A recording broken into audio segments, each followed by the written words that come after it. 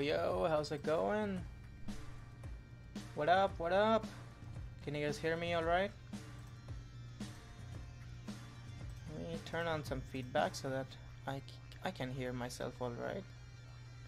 Where am I? Right here. Awesome. How you guys doing? Fun Sunday? Fun day? I don't know. There must be some fun slang that we can use for Sundays. Glassy, what's up? Becca, how's it going? Or Rebecca, I guess. Ryan LVV, what's up? Scared the fuck out of me. I'm sorry if I scared out. Full swing after React Miami, yes. Thank you for showing up. I'm just posting on a bunch of Discords and Twitters that I am live so that people can know. Let me do this. Love seeing all the photos. I wish I took more photos, honestly. I don't think I took enough photos. I need my YouTube chat. Let me pop it out. Where do I put it though? Interesting conundrum. I'll just get rid of it. It's fine. YouTube chat, no one really shows up. How you guys doing? How did you guys enjoy React Miami? Were any of you guys there? Were any of you guys watching it live on the live stream? Was there anyone actually like co-streaming it? I know Michelle talked about it a bit, but I don't think it ended up happening at all, did it?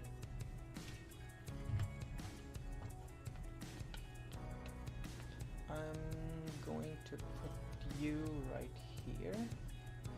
Alright, so we have something. Alright. Major FOMO, totally missed it. Of course. Honestly, as an organizer, I don't really get, like, if I'm at events that I'm organizing, I don't really get to enjoy them as much as an attendee would. Lots of stress. So, big hats off to you guys for pulling this off. When next big conference need lock-in next FOMO was real. The next one, I think there's like 3 major conferences happening in May, at least for the front-end space. There's obviously Reactathon, which is happening in San Francisco in like 2 weeks. So definitely recommend being here. It's going to be some amazing people here. Wes Boss, David K, Theo Brown. our beloved T3.GG is giving a keynote. We have Colin, Tanner, Jeff, Fred, Ryan Carniato. Love some Wes, yeah. Theo and Tanner, yeah. All the San Francisco crew up in here. And obviously right after this, we have the JavaScript Ecosystem Hackathon. Who is that Theo GG fella? Good one. Actually, that's who he is. So, and this is happening right after. Basically, a lot of things are happening in this single week. Quick is launching something, Vercel is launching something, this is happening, Clerk is happening, the hackathon. Way too much happening on this 1 week. And then we have RemixConf, which I don't think I'll be able to go to. It's like right after this. I would love to go to this, but I don't know if I will be able to like get sponsored for this one, or honestly, like I'm not super.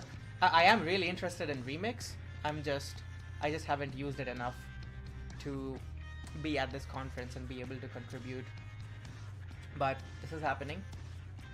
And of course, the big one is Render Atlanta. This is very big. Lots of people here. This is more of a festival than just like a technical focused conference, so it's pretty fun. If it had true full stack components. Right. So yeah, if you guys are looking to get more FOMO, look out for these three. We're going to Render ATL. I'm going to try my best to be at Render ATL. Need to get my ticket. Yeah, me too. Fortunately, they have a student ticket, like like they're selling directly a student ticket. I don't know if they're still selling it or if they ran out of it, but yeah, definitely looking forward to Render ATL. But let's get to the topic of the day. Is the background music too loud? Let me know if it is. See you there, yeah. Very much looking forward to seeing a lot of people at Render. I'm going to turn it down a little bit. My voice is extremely fucked up after all the after parties, after having to scream just to have a normal conversation. But I think that's probably a good thing.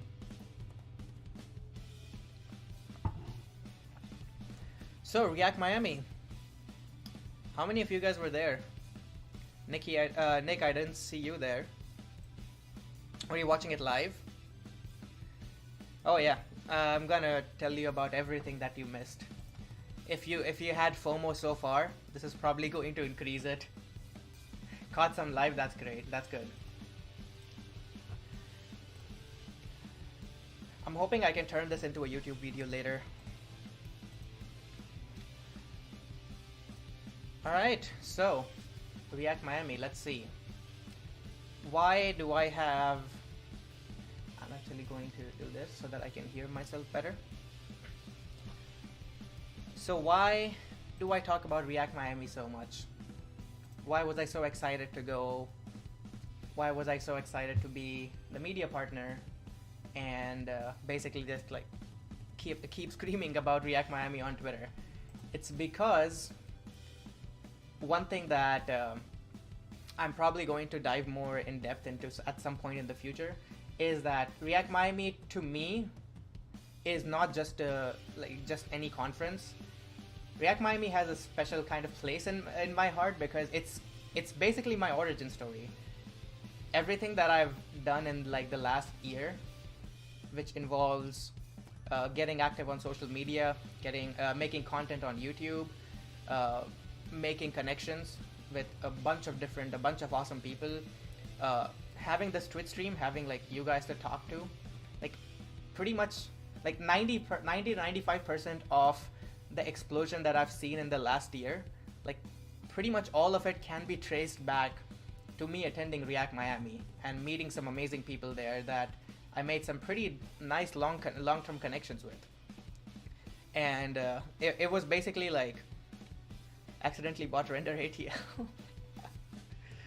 Nice.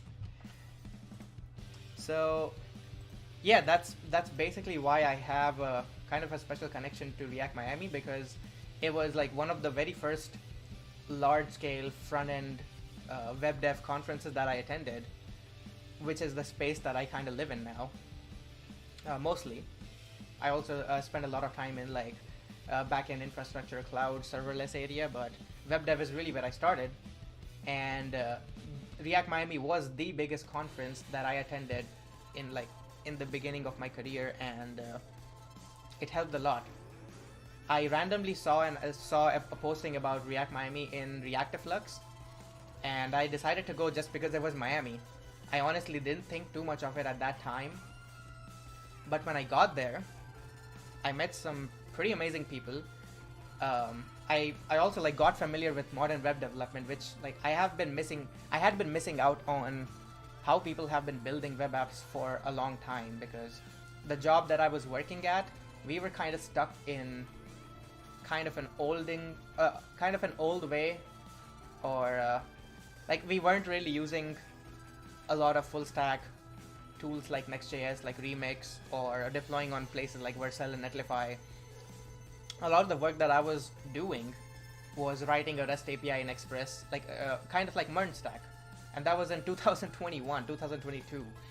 So I was not really familiar with how things are happening contemporarily. So React Miami was also a big opportunity for me to like kind of open my eyes and get familiar with Next.js, with Vercel, and with Remix, with everything surrounding it. So that's one half of why React Miami was such a big experience for me.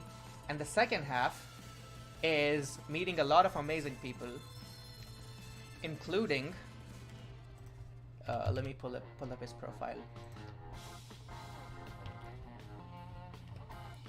including one Taylor Dessen, who is probably the guy who has had the most impact on my career over the last year. Maybe second to Theo, but he's probably top of that list, and Theo would be, I would put Theo on the second place. Like just his presence at React Miami, he had like a filming crew along with him the entire time. Like even at a random dinner spot where like there were like 6 or 7 people just chatting, every time some interesting conversation would come up, his camera guy would immediately pull up the camera and start recording it, and all of it went to his vlogs later on his LinkedIn, on his YouTube. And after that, I followed him on LinkedIn. I started watching his podcasts. I started like following his advice, and like pretty much most of the good things that have happened in my career are like because I followed his advice. So if you're someone, Resource 11, what's up, Kathleen? Thanks for following. Thanks for showing up. Yeah, so I gave him a networking kind of talk. I made a video about it like 2 weeks ago, or I guess it was last week. No, it was 2 weeks ago. Yeah. Like 90% of that networking advice that I gave in that stream, in that video, is basically like everything that Taylor talks about on a weekly basis. So yeah, that's one of the big reasons why React Miami kind of had a special place in my heart. So you can imagine that this year, in 2023, as soon as it was announced that React Miami is happening, I'm like, oh shit, I need to go to React Miami. I really need to go. And I need to take more students with me from here. It is kind of unfortunate that we blew most of our budget on this, and the funding board at the university ran out of money, so we can't really do much else, but I mean, we'll get more chances, that's fine. So React Miami, let's see. Our flight to Miami was April 19th, the day before the first day of the conference. I call it day 0. Day 0, day 1, day 2. Wow, I just combined 2 and 3.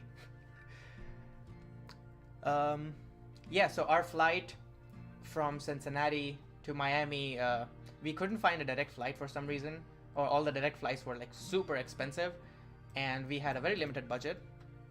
So what's up? Thanks for showing up. We had a very limited budget that we had to like play Tetris with almost to make sure that everything fits within it. And once again, big shout out to Michelle and everyone in the React Miami team who gave us a student discount so that it was much easier for us to have 4 students instead of just 3. So like that's like one whole person who probably got a lot of value out of that conference because we got that student discount. Yay, Michelle! So yeah, our flight, we had a stop at Tampa for some reason, which is pretty interesting because Tampa is like right next to Miami. So the flight from Tampa to Miami was like just one straight shot. When we went to Cincinnati, so we were flying Frontier, and we didn't have any, like our tickets only had the personal item. We didn't have the carry-on on our ticket. And I was kind of scared because the bag that I had with me is pretty big.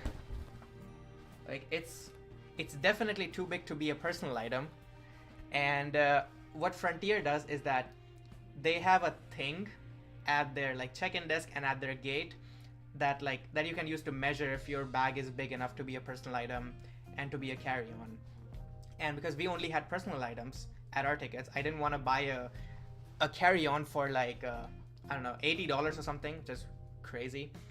I was trying to like fit this into that measuring thing to figure out if it's big enough or not, and it wasn't. Like I could squeeze this area and like I could squeeze here and here, but I couldn't squeeze like this because this bag has wheels and it has a whole spine here, which means we cannot squeeze it in this dimension. So it was certainly too big to be a personal item, and I was very scared that I'm going to get caught and at the gate I'll have to pay like, that's a personal item, yo, yeah. And like if we didn't pay it up front for a carry-on, if we go to the gate and that's when they catch like that we have a carry-on along with a personal item, I would probably have to pay more than $80. It would probably be an additional fee at that point instead of just paying the regular whatever $80 it is. So yeah, the whole time I was making sure that, I don't know, that was a fun, anxious position to be in. We got at the Cincinnati airport, the TSA line was basically non-existent. We just breezed through TSA, which is very new.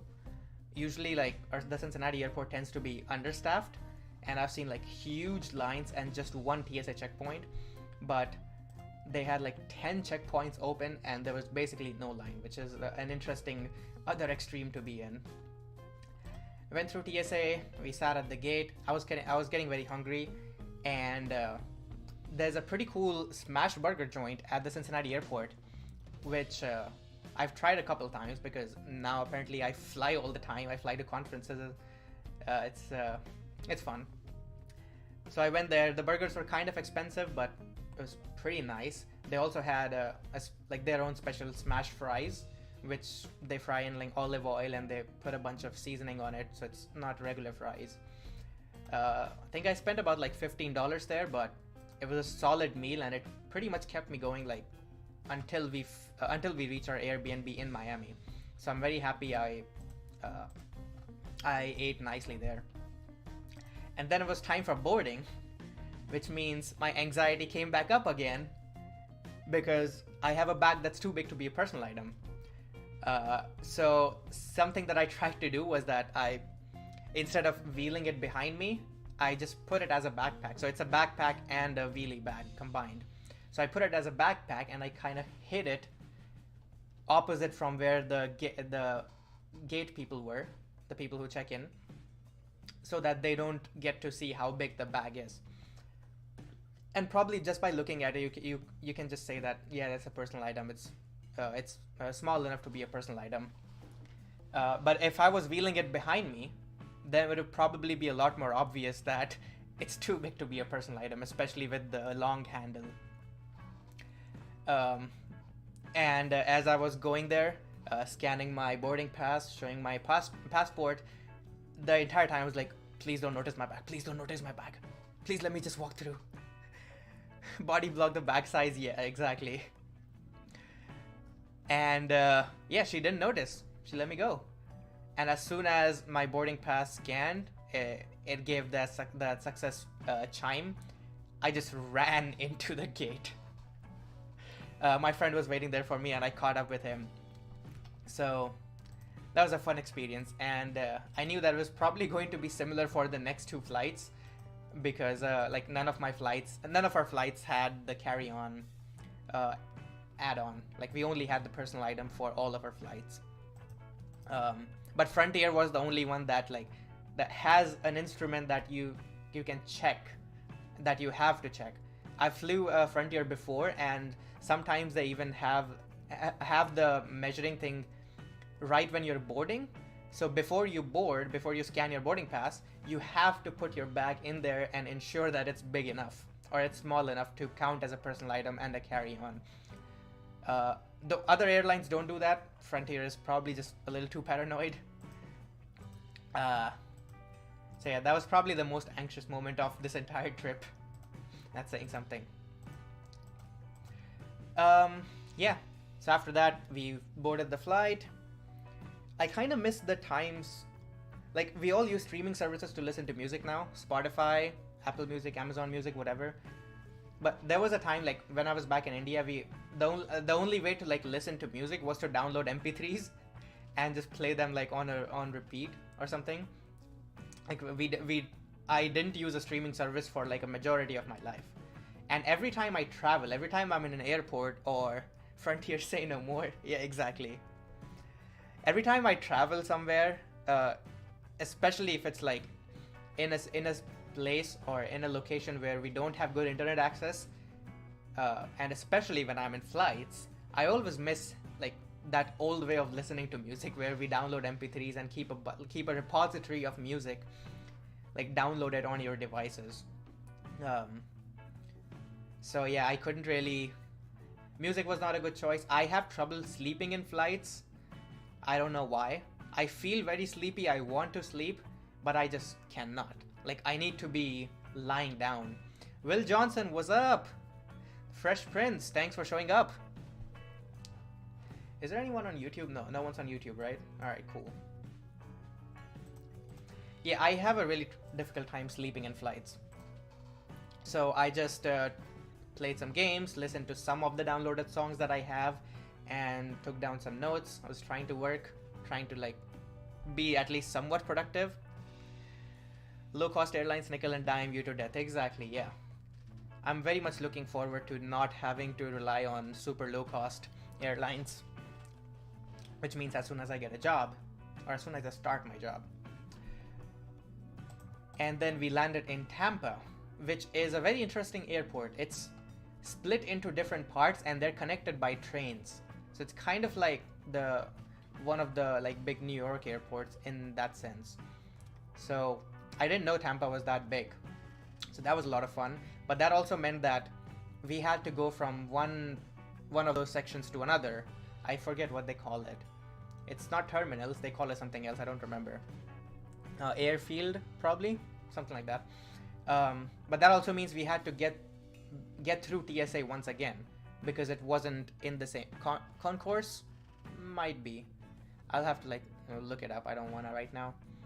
It's some air something, as far as I remember. The trains were fun, and like one of the terminals in between, it was just a huge like mall.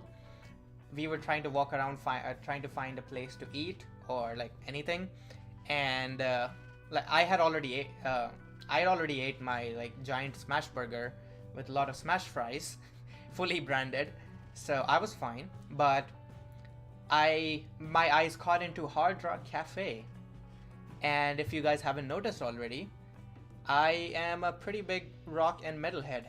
So as soon as I see something like hard rock or metal or something, I just get tunnel vision. Like, I need to know what this is. I need to explore this. And even if I don't want to buy anything, even if I shouldn't buy anything, even if I shouldn't spend my money, I'll probably end up spending some money there anyways. So what I found there was glowing drumsticks. So I'm really excited to try these out. Ooh. So I think it's a pretty interesting drumsticks. I don't know how we turn these on. Oh, I guess. Oh, so I guess the harder I hit these, the more they'll glow. This one is not glowing. Okay. I gotta try these out sometime, at some point. Dax, what's up? I was at React Miami, want to report inappropriate behavior by dev. I have no idea what you're talking about, Dax. I'm sorry.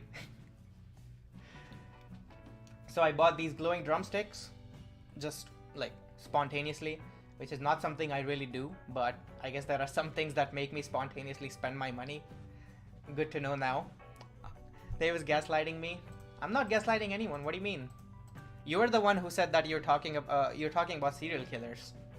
Anyways, so we had to go through the TSA checkpoint again, and once we found our gate, I was kind of feeling sleepy, and I didn't want to, because if I go into a flight feeling sleepy, I won't be able to do anything because I know I cannot sleep anyways. So we found the Starbucks right in front of our gate, and I decided that, hey, instead of getting a fancy drink, let's just get an espresso shot. So I walk into the Starbucks, I ask how much just for an espresso shot, and they said $3. And I thought, yeah, I think that sounds kind of fine. I've had espresso shots for like more than $3. And then I hear like the baristas in the back talking to each other, saying, wow, $3 for one espresso shot, that's so expensive. But then I had already ordered at that point, so I'm like, I need some coffee anyways. It's better spend $3 than like $7 on a whole ass drink. I just need some caffeine in me. I don't necessarily need to enjoy it. Glowing drumsticks, yes.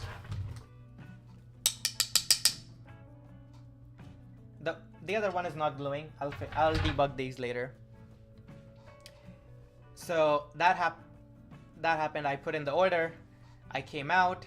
I was waiting for them to make it. And then when the barista got my order to make the espresso, once again I hear them going, this is so expensive. I'm like, if it's so expensive, why are you guys selling it like that? Just $3 for an espresso. Do people not go to Starbucks to get an espresso shot or like a double shot?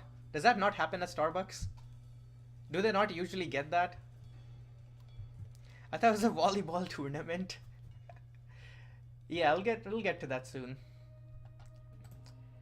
So Starbucks gaslit me into buying a super expensive drink, and that was fun, but it wasn't even good. Like I make better espresso at home than the one that I got at Starbucks. But I guess it makes sense because I guess most people don't get just get a espresso shot at Starbucks. They get like latte or I don't know, like a bunch of stuff mixed in, so they don't notice how bad the espresso is. Yes. I need to turn down my notifications. I am sorry. And my notifications on my phone, or they're going to annoy me to death. All right.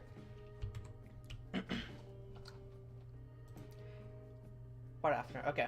Then we were waiting for our flight at Tampa, and so one of our party members, we had like four of us were flying together, but the fifth person, who his name is Mayoba, I believe. I'd rather hear your notifications than your voice. Then just quit the stream. Why are you here then? You chose to come to my stream. You chose to hear my voice. It's not my fault. Am I wrong? Does that count as harassment? I'm hoping to hear your... No, my desktop audio is turned off. You're not gonna hear my notifications. Just listen to the music. Yeah, so one of our... Yeah, your talk sucked. We'll get to your talk soon. I'll talk about the talks very soon. We're the best of friends in person at React Miami. Thanks, Michelle. Archetype Pio, thanks for following. Thanks for showing up. So yeah, one of our party members, he reached Miami before we did. And I did not know about that. I did not know that his flight is going to land in Miami before ours. And that was a problem because I had the Airbnb information. I had the digital key, like they had smart lock, so that like they don't have to distribute keys, they don't have to have a receptionist, they'll just give me access to unlock the smart lock on through my phone. And I had that, not him, the guy who reached there before us. So then we had to spend like the next 15-20 minutes trying to figure out how he can get access to the Airbnb before us, because it was like 2 or 3 hours before we were going to reach Miami. Probably not 2 or 3 hours, but something like that. Making enemies to besties, yes, definitely. That was a fun conundrum to be a part of. It was pretty late, so when I texted our Airbnb host, he was like, yeah, we cannot really send the online key or the digital key to someone else now, because we have to do it from the office, we have to do it from a secure server. And I said, can I just forward the email that I got? And it's like, no, it was sent securely, so if you forward it, it won't work. Which I have no idea what that means. I'm pretty sure the host had no idea what that means either, because it was just a unique link and a one-time password that I had in my email. But I didn't want to take any risks. It was my first time doing an Airbnb, my first time doing a digital check-in, so I just played along. And then my host said that he's going to send someone in person there so that he can lock the door for my friend, which was pretty nice of him. This is my first Airbnb experience, and like I've heard a lot of horror stories about Airbnb, and I gotta say, like, everyone talks about their horror stories. I don't think enough people talk about their like amazing, great stories, or like good stories that they've had at Airbnbs. And that might be giving Airbnb like a kind of a bad reputation. Like not all hosts are bad.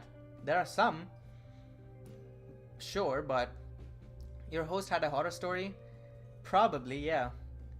But it's not about the host, it's about us, you know? It's about me. It's about the people who are going to live there. The host, I don't care about the host. I care about me. Yeah, but I think if you guys have had good Airbnb experiences, I definitely encourage you to talk about them more, because if all people talk about are bad Airbnb experiences, like it's kind of unfair to them. And it's kind of unfair to people who are trying Airbnbs for the first time, like I did, and have like very different expectations and be very anxious about them. I almost didn't book an Airbnb and went for a more expensive hotel because I thought like that all Airbnbs are horrible. Yeah, and there was that incident with like our first Airbnb got flooded because apparently there was a storm in South Miami. So we had to get a new Airbnb, which was pretty nice because it was not nice, but we had to walk more. But the new Airbnb was more expensive, and Airbnb gave us a discount on that because they, like, it wasn't obviously our fault that we didn't cancel on our own.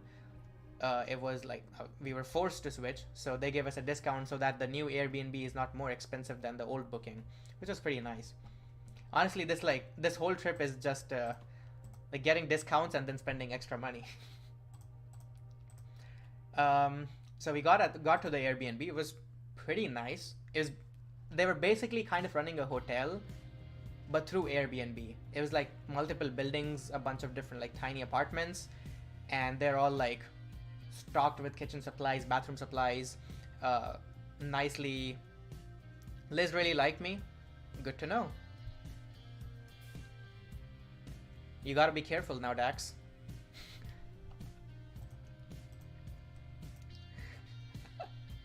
But yeah, Airbnb was pretty nice. We were basically living in a hotel, which is, yeah, not what I expected. Like, I thought Airbnb is like just someone with an apartment like this that tends to rent it out, but this was a pretty nice Airbnb.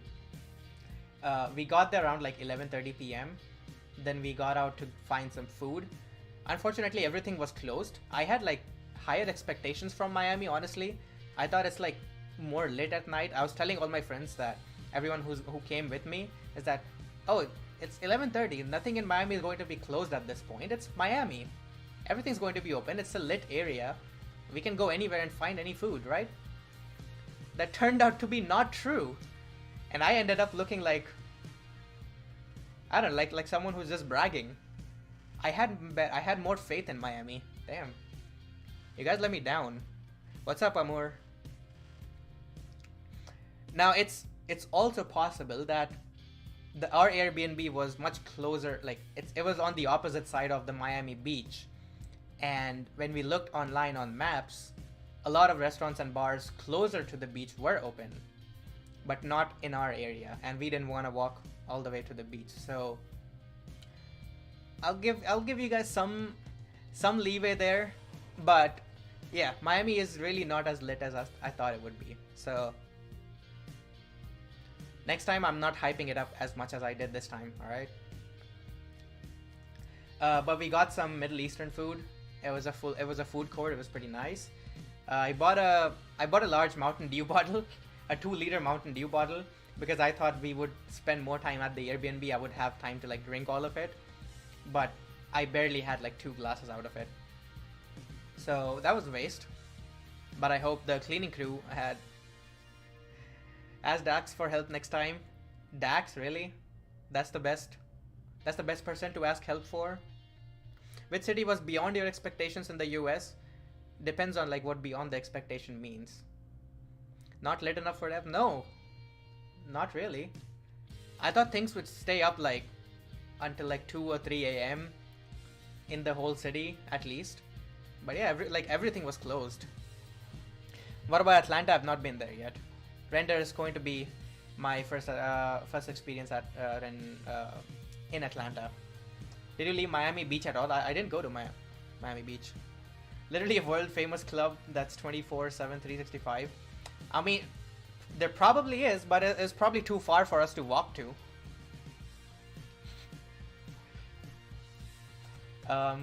The best part of like, yeah, I'm pretty sure the best part of the entire day 0 was that we were trying to go to sleep around like noon, not noon, midnight.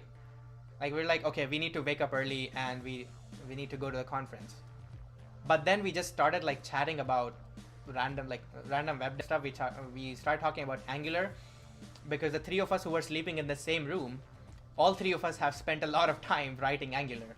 So we chatted a lot about Angular, RxJS, TypeScript, and then like React, web dev in general. We ended up talking like we were in bed, lying down, trying to sleep, but instead for almost a full hour we were just chatting. We were just talking about like web dev, and at like every 20 minutes or so, like someone would go, okay, we need to sleep, we need to wake up early, but the conversation just kept on going. So that was probably the most fun part of that whole day. So that was day 0. How long have I been streaming? 41 minutes in, and I haven't even talked about the conference itself. We went to sleep talking about Angular. Yeah, I mean that's my definition of lit, I guess. That we talk about AngularJS, not AngularJS, Angular.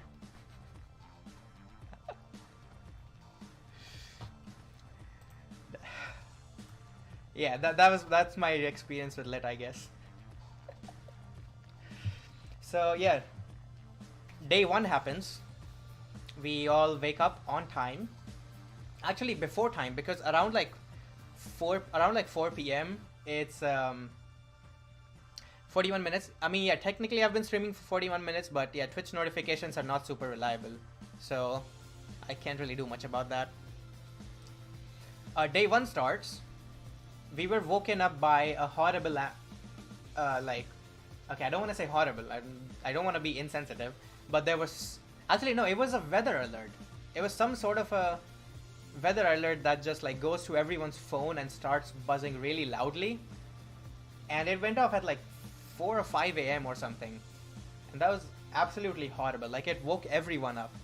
And I even heard about that like later from... It was a test. That was the worst time to do a test. People are trying to sleep. I still don't know how to turn that off. Yeah, it makes it worse. Like, someone accidentally used the the production database instead of development database. How many times has that happened?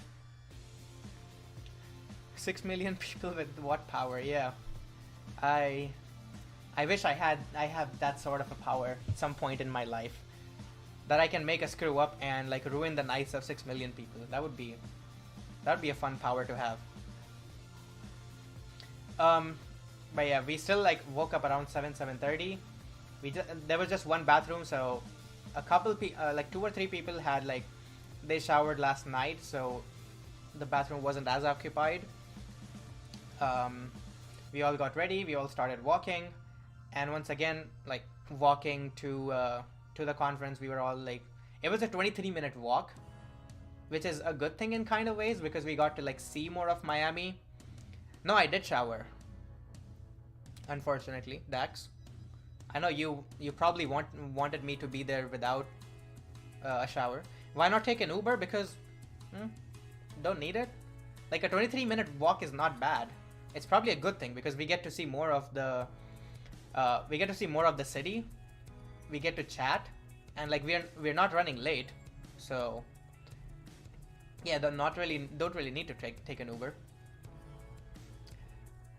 And then we got there, and when we got to the check-in at the Emerge check-in, in my head I was thinking, I had like the check-in of last year. I think last year we might have been very early to the check-in, which is why there was a huge line. Like, if you guys remember the check-in, the Emerge check-in booths, and there were like stairs behind it, the line wrapped around all the way to like the stairs, which was a pretty long line. We were in the line last year for like about 30 minutes. Not getting a pic with Dax and me together. What do you mean I don't show up in photographs? There's a bunch of photographs of like, there's a lot of photographs that I appear in, but not enough probably. Yeah, I also wish like I had more photos. I don't think I took a photo with Dax. I don't think I was able to take a photo with Will. And there's probably a lot more people. I didn't get a photo with Taylor. Yeah, there's... I'll get to that in a bit, yeah. I have so many regrets. You need 2023.5. React Miami meetup, if not a full conference. Is there something there? A React Miami meetup? Like, we had a render... There was the Render Miami meetup. We can do something similar to that. It'll just be less people. But, yeah, we checked in. Then we came to the React Miami check-in. And then we were walking around, getting breakfast, getting coffee. The toaster, like, one of the toasters for the bagels was set to very high. So like it almost burnt the bagels to a crisp. I don't know who set it that high. There are probably people playing around with it. But the bagels were pretty good for breakfast. The coffee, not so much. But I guess like I drink homebrewed coffee so much that mass brewed coffee just like by default doesn't taste as good to me. Will is moving here in 3, 2, very soon. It's a time bomb of when Will moves to Miami. I might move to Miami soon. I don't know. You get to visit so many conferences. 100%, yeah. So, let's see. What else do I have? Toasted bagels, yeah. And I think the first person that I met... like, basically for a while there, I didn't recognize anyone except for Michelle, obviously. And so we... yeah, I met Michelle. We chatted for a bit. You were... I'm not able to talk. You were very busy, so like I think we only had a pretty short conversation. Then I went back to my bagels, and then the first person that I met was a guy from the Pokemon company. I don't remember his name, but it was pretty fun meeting him. He said that he works for their merch stuff. She was avoiding me. Yeah, that makes sense. Yeah, I had no idea that people were from Pokemon Company were there. So that was pretty fun to meet him. I don't remember his name, unfortunately, so... yeah, I'm very bad with names. I wish I connected with him. I might have connected with him on Twitter. I'll have to like look for him, and I might have to ask my other friends who were there with me if we connected at all. But yeah, the Pokemon Company. Then the third person that I basically met that we recognized each other was Kenzie Dodds. So I walked into the hall where we had all the talks, the room, I guess. We'll call it the room. I walked in there, Kenzie Dodds was walking out, and he immediately recognized me. We shook hands. But yeah, Kent was there, of course. He's the keynote speaker. 4 people from Pokemon Company, yeah. It's unfortunate they weren't able to like stick around to the last bit where you call them out. It was fun meeting them though. But so Kent recognized me not from Twitter, but from last year's React Miami. So until that point, Kent knew me as someone he met at React Miami 2022, and separately as someone from Twitter. Like he didn't know like the two were the same person. So first he recognized me by my face and said, "That's great to meet you again." And then like my ID card was flipped around. I flipped it back. He saw my name, and then he realized that, oh, he also knows me from Twitter because we've interacted a bit on Twitter. And that's when he connected the two personas in his head together. I think there might have been like 2 people that I met at React Miami who were in this situation where they had met me at the previous React Miami, and now they know me separately from Twitter, but they don't know that both are the same person. The other person was Hassan Nutlop from Vercel. We had met at React Miami 22 because like the entire fucking DevRel team was there. And yeah, he knew me as like, we were some college students who came as a group. But then he separately knew me on Twitter as someone who's like really loud and active. But until like we chatted a bit, he didn't realize that, okay, he like the two were the same person. So that was also a fun, yeah, that was a fun experience to have like 2 separate personas in someone's mind and connect them together at some point. I need to clean my glasses. What did Ken speak about? Sorry, I know nothing about this conference. Yeah, his talk was the web's next transition. It's like, if you like look it up on YouTube, there'll probably be like 5 other talks that he gave that were basically the same thing. Something Web3 and Pokemon.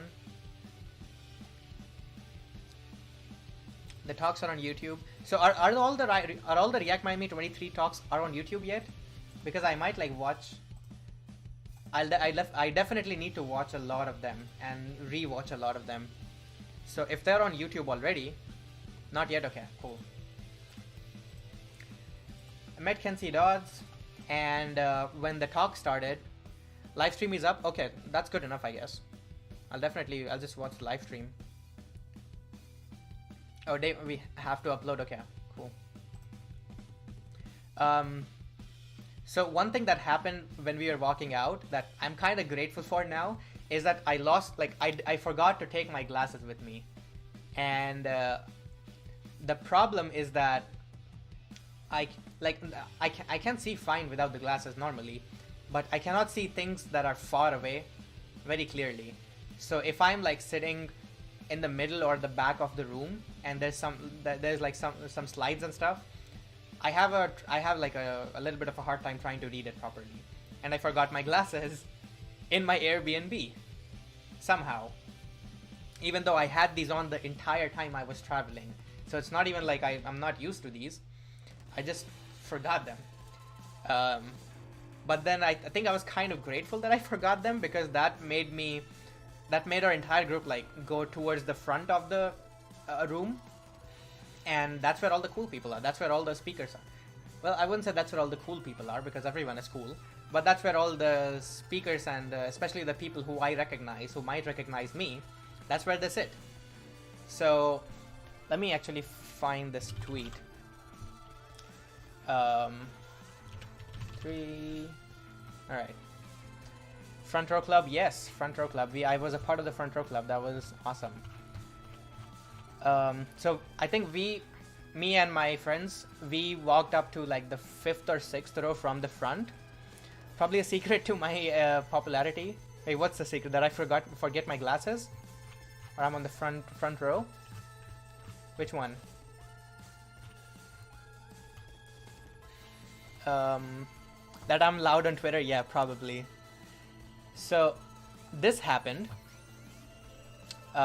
These 3 people were like on the 2nd or 3rd row, and if you are like keen enough to notice details, that's me, right there. Now I didn't see this tweet. Yeah, that's the guy from Cloudflare, the guy from Cloudflare, and the guy from like 5 online blogs. Yeah, so this happened. Nice shirt, thanks. Sunil is awesome, yeah. So as you can okay, this is behind my face. That's awesome. Oh, oops, let's close this out. And I noticed this tweet. Like, I probably saw them taking this photo, but I only noticed this tweet when Chris recognized me. He was also like keen enough to like look at the details, and he somehow, I have no idea how, like, yeah, I'm not sure how you would recognize. I guess my shirt. I did post a photo from earlier in which I was wearing this shirt when we were on the way. So I guess Chris probably saw that and recognized me here. Post a cameo, and then I posted this behind the foreheads. Like that was an energetic photo, and then I posted this one of the 3 of them just like browsing Twitter during the big keynote. So that was fun. And then Sunil recognized me immediately, which is pretty nice. He invited me to come forward, and I was like literally right behind the seat. Like there was 1 row gap between the 2 rows. And then after the keynote, I just went forward. I shook hands, said hi. Great to meet them. I had met Sunil at JamstackConf in November. November? Yeah, that's right. But it was like at the end, like near the after party when I was just leaving. Like we probably said hi at JamstackConf. Like said probably like 5 words to each other, and then we immediately left. Sunil told you he didn't like me. Yeah, that probably make sense. It's probably like an Indian thing. We don't really like each other. We like foreigners more than we like ourselves. Casually met them is crazy. Yeah, definitely. No, I mean, I'm casually saying that I met them, but it was like I was definitely like feeling a little starstruck when this happened. So yeah, it wasn't as casual as I'm probably like talking about it here. But then like so much happened. I'll talk a lot more about like the awesome people that I met. But yeah, I met him at JamstackConf maybe for like 10 seconds. I met Ken Wheeler after NextJSConf also in San Francisco. I have never met Swix, but we've interacted just a tiny bit on Twitter. Like I made a tweet and he replied to that tweet. That's pretty much it. They're just regular people, also true, yeah. I think that's like the trick to realize that every celebrity are just regular people. So you just have to approach them like regular people. Oh yeah, Ken's not regular. The other 2 are. This guy here, he is not a regular person. And you just have to watch his talk to see proof. Oh no, Dax is a regular person for sure. That happened, and then the keynote was going on, which the web's next transition. Yeah, it's a pretty nice. I have like thoughts on the keynote, I guess. Let me see. Did I post anything about it? Web's next transition. Scroll down. I should probably like bookmark some of these things so that it's easier for me to find them. Oh, of course, Andronica and Peta. I've met Andronica as well, like before NextJSConf in San Francisco. She's pretty cool. She also, I made this tweet, and she also recognized me, and immediately said that she's going to find me and say hi, and she did. She found me like right at the lunch break, and yeah, it's great to see that other people all can also remember me just after a couple interactions. Pita was great. I still don't know how to say his name correctly. Pita? Pita? And then, obviously, probably the only conference that I've seen that does this.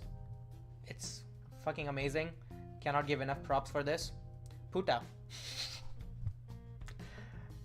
I'm going to have to bleep that out of the word, I think.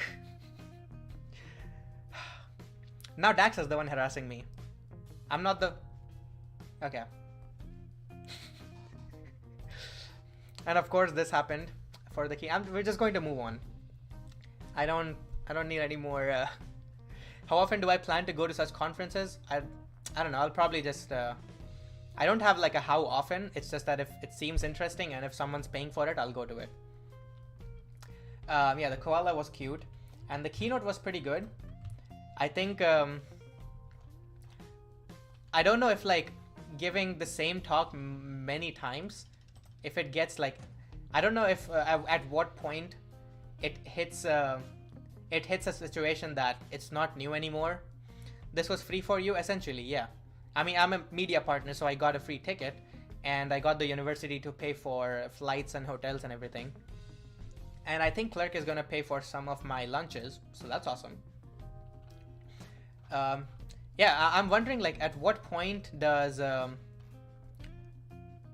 talk that you give multiple times for like most conferences, at what point does it get too repetitive? Like, at what point is it that, okay, everyone's heard of it and now it's not worth it anymore? I don't think the Web's Next Transition talk is there yet. I still think a lot of people seriously need to know about this. The idea that Kent calls PESPA, Progressively Enhanced Single Page Application. Can work on the acronym, can work on naming, but yeah, naming is the second hardest thing to do in our field. Yeah, that's just a thought that I've had in my head, because like I've read the blog, I've seen this talk before. It's not new to me, so I wasn't necessarily looking forward to it, but I'm pretty sure it was a valuable experience for a lot of people. I'm just wondering at what point does it stop becoming a valuable experience for so many people. Yeah, those are my thoughts on Kent's talk. Keynote. Speaker has just a talk content every time, or at least they should be. Yeah, I'm not sure if Kent did that, because it's been a while since his blog post came out, and his entire talk was basically his blog post read out loud. Except like he flipped the diagrams, so instead of like server on the left and client on the right, he made it opposite, where like client on the left. So I think that's like the only really like only big difference that I noticed, but other than that, I don't know. Only people who heard the talk already people who go to sleep talking about Angular. Probably, yeah. Whatever happened to Remix though? Remix is still going strong. Remix Conf is happening in May, in 3 weeks, which is pretty exciting. The next one was Rizal's talk on Copilot, which like one of the students who came with me, he was like, yeah, I don't use Copilot, I don't think it's worth it. So the entire time I was, you got rejected from RemixConf? Yeah, I'm not surprised. So yeah, the entire time I was looking at him and I told him that, okay, Rizal's Copilot talk, you gotta attend it. There's no way you can miss this one. Like anyone who thinks that the Copilot is not worth the effort just hasn't used it seriously and doesn't know what it's capable of. There's no way you can see what Copilot is capable of and still be like, okay, I don't want to use this. There's just no way. I'm setting myself up for a joke. Me? Did I? Zenith, first time chat, how's it going? Helping other speakers at the risk of my talks not getting accepted. Oh, behind the scenes info on the keynote. Kent asked if there was anything I'd really like to have him talk about, and I sent him the blog post and said I would love him to speak to that. Yeah, and I completely get that. I understand that this idea of the progressively enhanced single page applications is very useful, and a lot of web apps and websites should be built this way. Jutanium, what's up? How's it going? We're just talking about my React Miami stuff. Also, we were just talking about Kenzie Dodds, so yeah, I am friends with Kenzie Dodds now. Did he say your wish is my command? Yeah, Mitchell, I completely understand that. I probably would have done the same thing if I was the one like organizing a conference, because it's an important topic. It's something that needs to be talked about. It's just that I don't know at what point it gets too repetitive. So yeah, results talk. That was pretty awesome. I am going to look up the schedule to see what happened next. Oh, that's speakers schedule. So yeah, I attended both of these. I think I kind of walked out of this one because so there are some talks in here that I wanted to watch live for sure, and then there are some talks that there are probably very few talks that I'm like, okay, I don't care about this one. Like pretty much every talk is something that I'm interested in, but there are some talks that okay, I can watch this later on YouTube. I'm fine. Like it doesn't have to be something I watch live here, because the in-person networking is really the more valuable thing to me. Ken's course is really overpriced unless an employer buys. Yeah, it has to be. Like the whole point of Ken's courses is that your employer should be the one paying for it. Will you come to render ATL? You're gonna pay for my flight, really? I mean, I was hoping Clerk pays for my flight, but if you're gonna pay for my flight, then sure. I don't need to ask Clerk then. Thanks. He has plenty of free content as well, yeah. Yeah, so after these two talks, I kind of just walked out, and I met a lot of amazing people. Taylor showed up, Taylor Dessen. He is like the main reason why I blew up on Twitter and YouTube and everywhere. He showed up, had a great chat with him. I met Dom, who I believe used to work at Netlify, now he's working at Zeta. It was pretty nice. I met Tejas, who used to work at Zeta. And Tejas is also someone who I met at the last React Miami conference and had an amazing experience with. We went to a dinner last year. It was Kenzie Dodds, it was Tejas, it was Taylor Dessen, it was a couple other people who I don't remember. I believe Kathleen might have been one of them. And Dom, yeah, let me find his full name, because Demetrius Clark, yeah, this guy here. Met him, he's pretty nice. I met him at Jamstack Conf as well. He's pretty fun to talk to. Amazing person. Head of DX is doing some great work at Zeta, or so I'm told. You have photos? Oh, no, I need some of those photos from last year. The only photo I have is the one selfie that I took with Kent at that dinner, like last year. That dinner was like one of the where I waited for steak, yeah. And I got a brownie that then Tejas decided to split. Like we split it, and then he paid for the whole thing. So it was it was pretty fun. These stories are so cool to hear. Thanks. I was hoping for that. Courses are phenomenal. He does 50% off for Black Friday. Yeah. So I met Demetrius. I obviously met Tejas there. After the first couple talks, it's pretty awesome as well. One of the nicest dudes in tech. I met Stefan. It was my first time meeting him. Also a pretty awesome dude. We chatted quite a bit. We also, I think we had lunch together later. So yeah, pretty nice guy. And then I believe I went back in for the for Will's talk. I don't think I'm pretty sure I was in there for this talk, but I don't know if I remember a lot. So this is another one of those which like I super have to watch multiple times when it comes out on YouTube, because like auth is something I've been like auth is a big fucking issue for most people, and also it's especially important for me because I'm going to work at an auth company. So I have a whole album ready on Google Photos from 2022. Please share it with me. Please share it with me. This is my Gmail. This is my Gmail. Please send it. Please share it with me. Wait, is Anthony Shu in here? What's up, Anthony? How's the first time chat? Was Dax much shorter than you thought? Yeah, Dax was much shorter than I thought, and Anthony was much taller than I thought, and much bigger. Not trying to convince anyone. Yeah. So yeah, I'm gonna have to watch Will's talk later online, but I'm sure it was great. Then we left for lunch. Yeah, met Andronica there. I was talking to someone. I don't remember who. I was probably talking to oh yeah, Scott and Anthony from JavaScript Jam, who I did a whole freaking game show with. All my game show hosts all my game show participants seem to be here in the chat. So of course, thanks a lot for showing up here, and thanks a lot for being part of the game show as well. Met Scott and Anthony there. They had their whole equipment there to host their podcast, and I was talking to them, and Andronica came out of the room, and the guy she was with, I don't remember his name.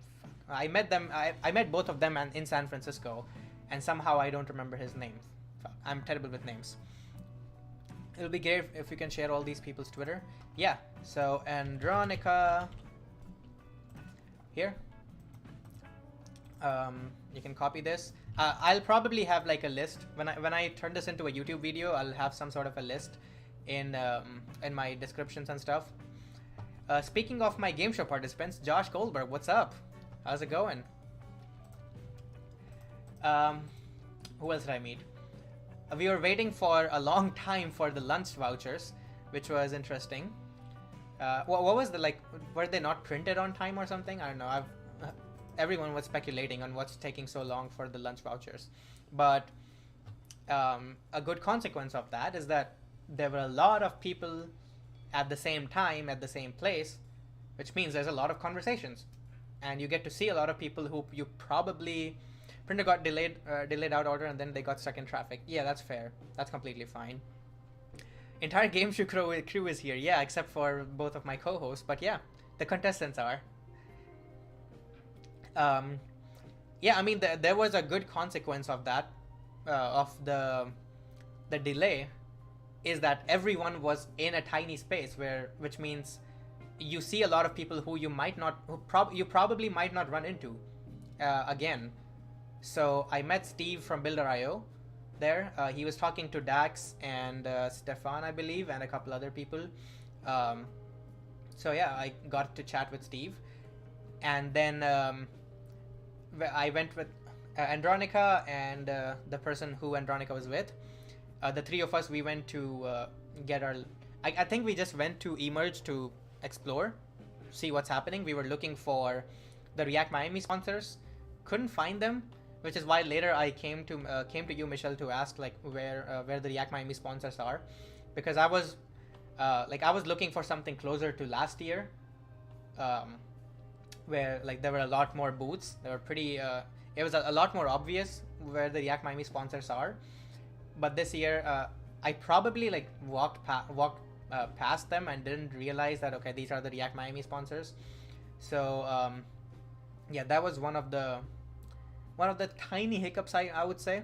Nothing major, just tiny hiccups. So yeah, Andronica and I, like, we went to the Emerge. I think Tom Brady was talking there at the Emerge stage at that time. So I don't know. I don't really care about Tom Brady or NFT stuff. So we just walked past it.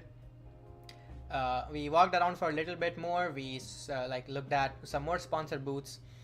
Michelle spoke before Tom Brady. Awesome. Is there a recording of that? I want to see that. I want to see Michelle speaking at the same stage as Tom Brady. He didn't talk about NFTs. Oh, that's a bummer.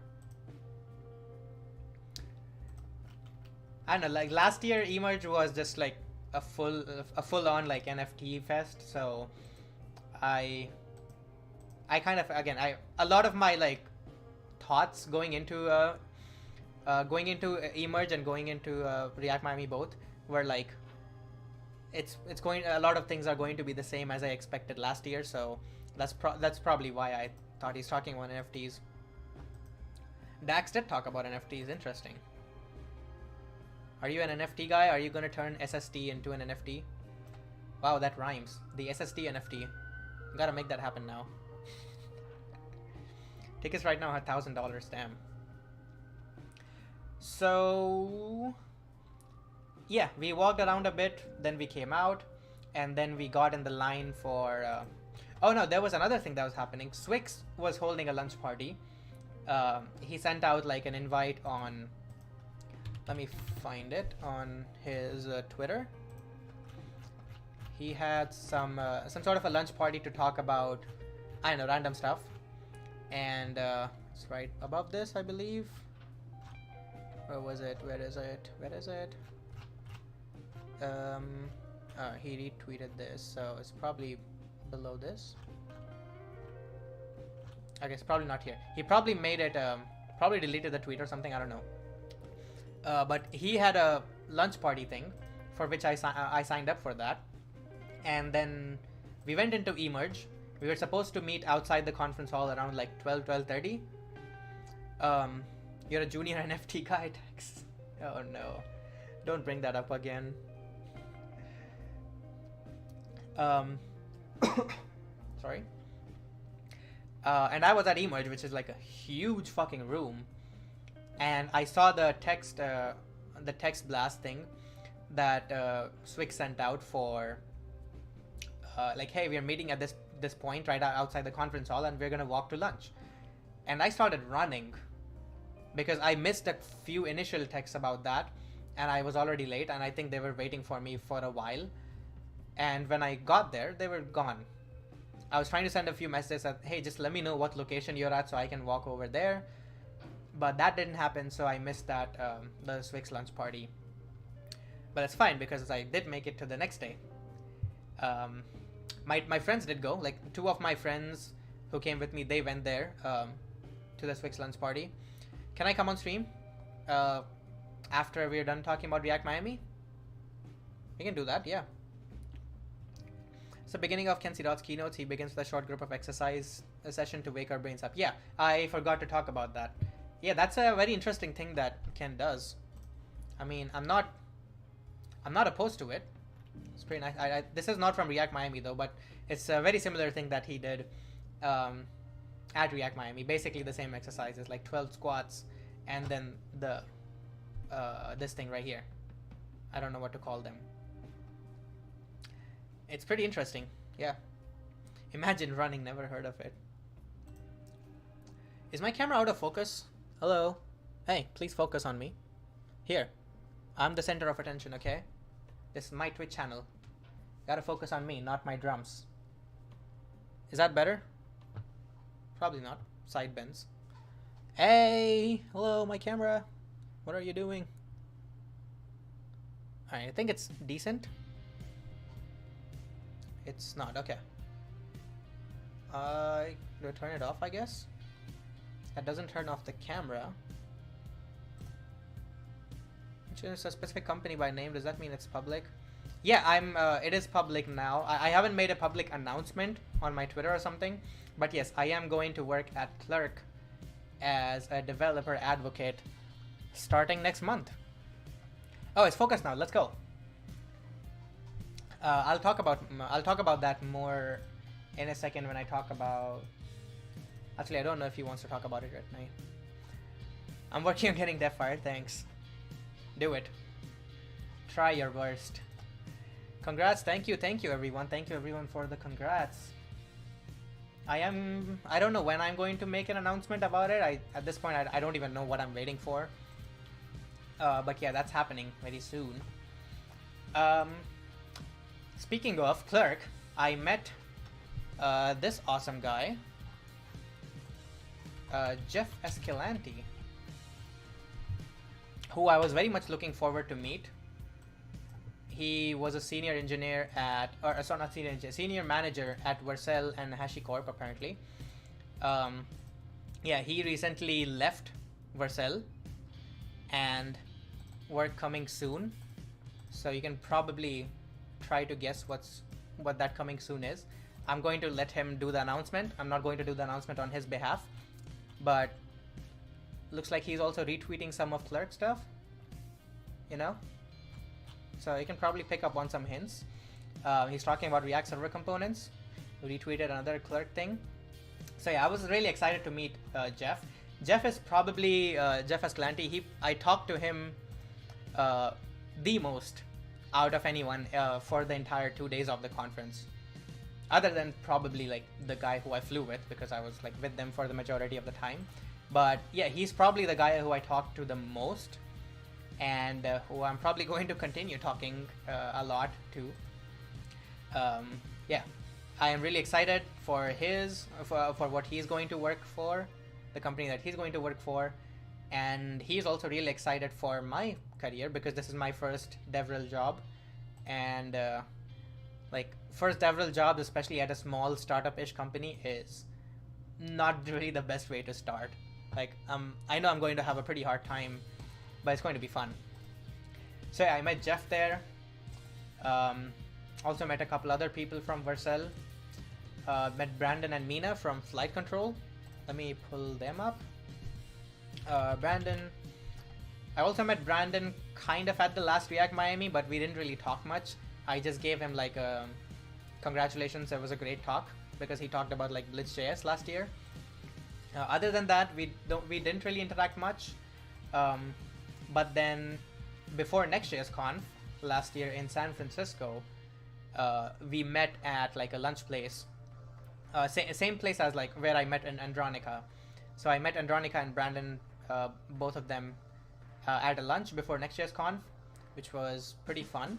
We chatted quite a bit there, and then we interacted a bit on Twitter. Obviously, I also I interviewed at Flight Control for my DevRel job. That was like one of my first DevRel interviews at Flight Control. I didn't get accepted. Makes sense, because like they're a much smaller company and they want like a much more experienced person doing their DevRel stuff for their first hire, which is not me, obviously. So that's fine. But like we had a lot of interesting chat, and I believe Mina was also there. Can I find Mina?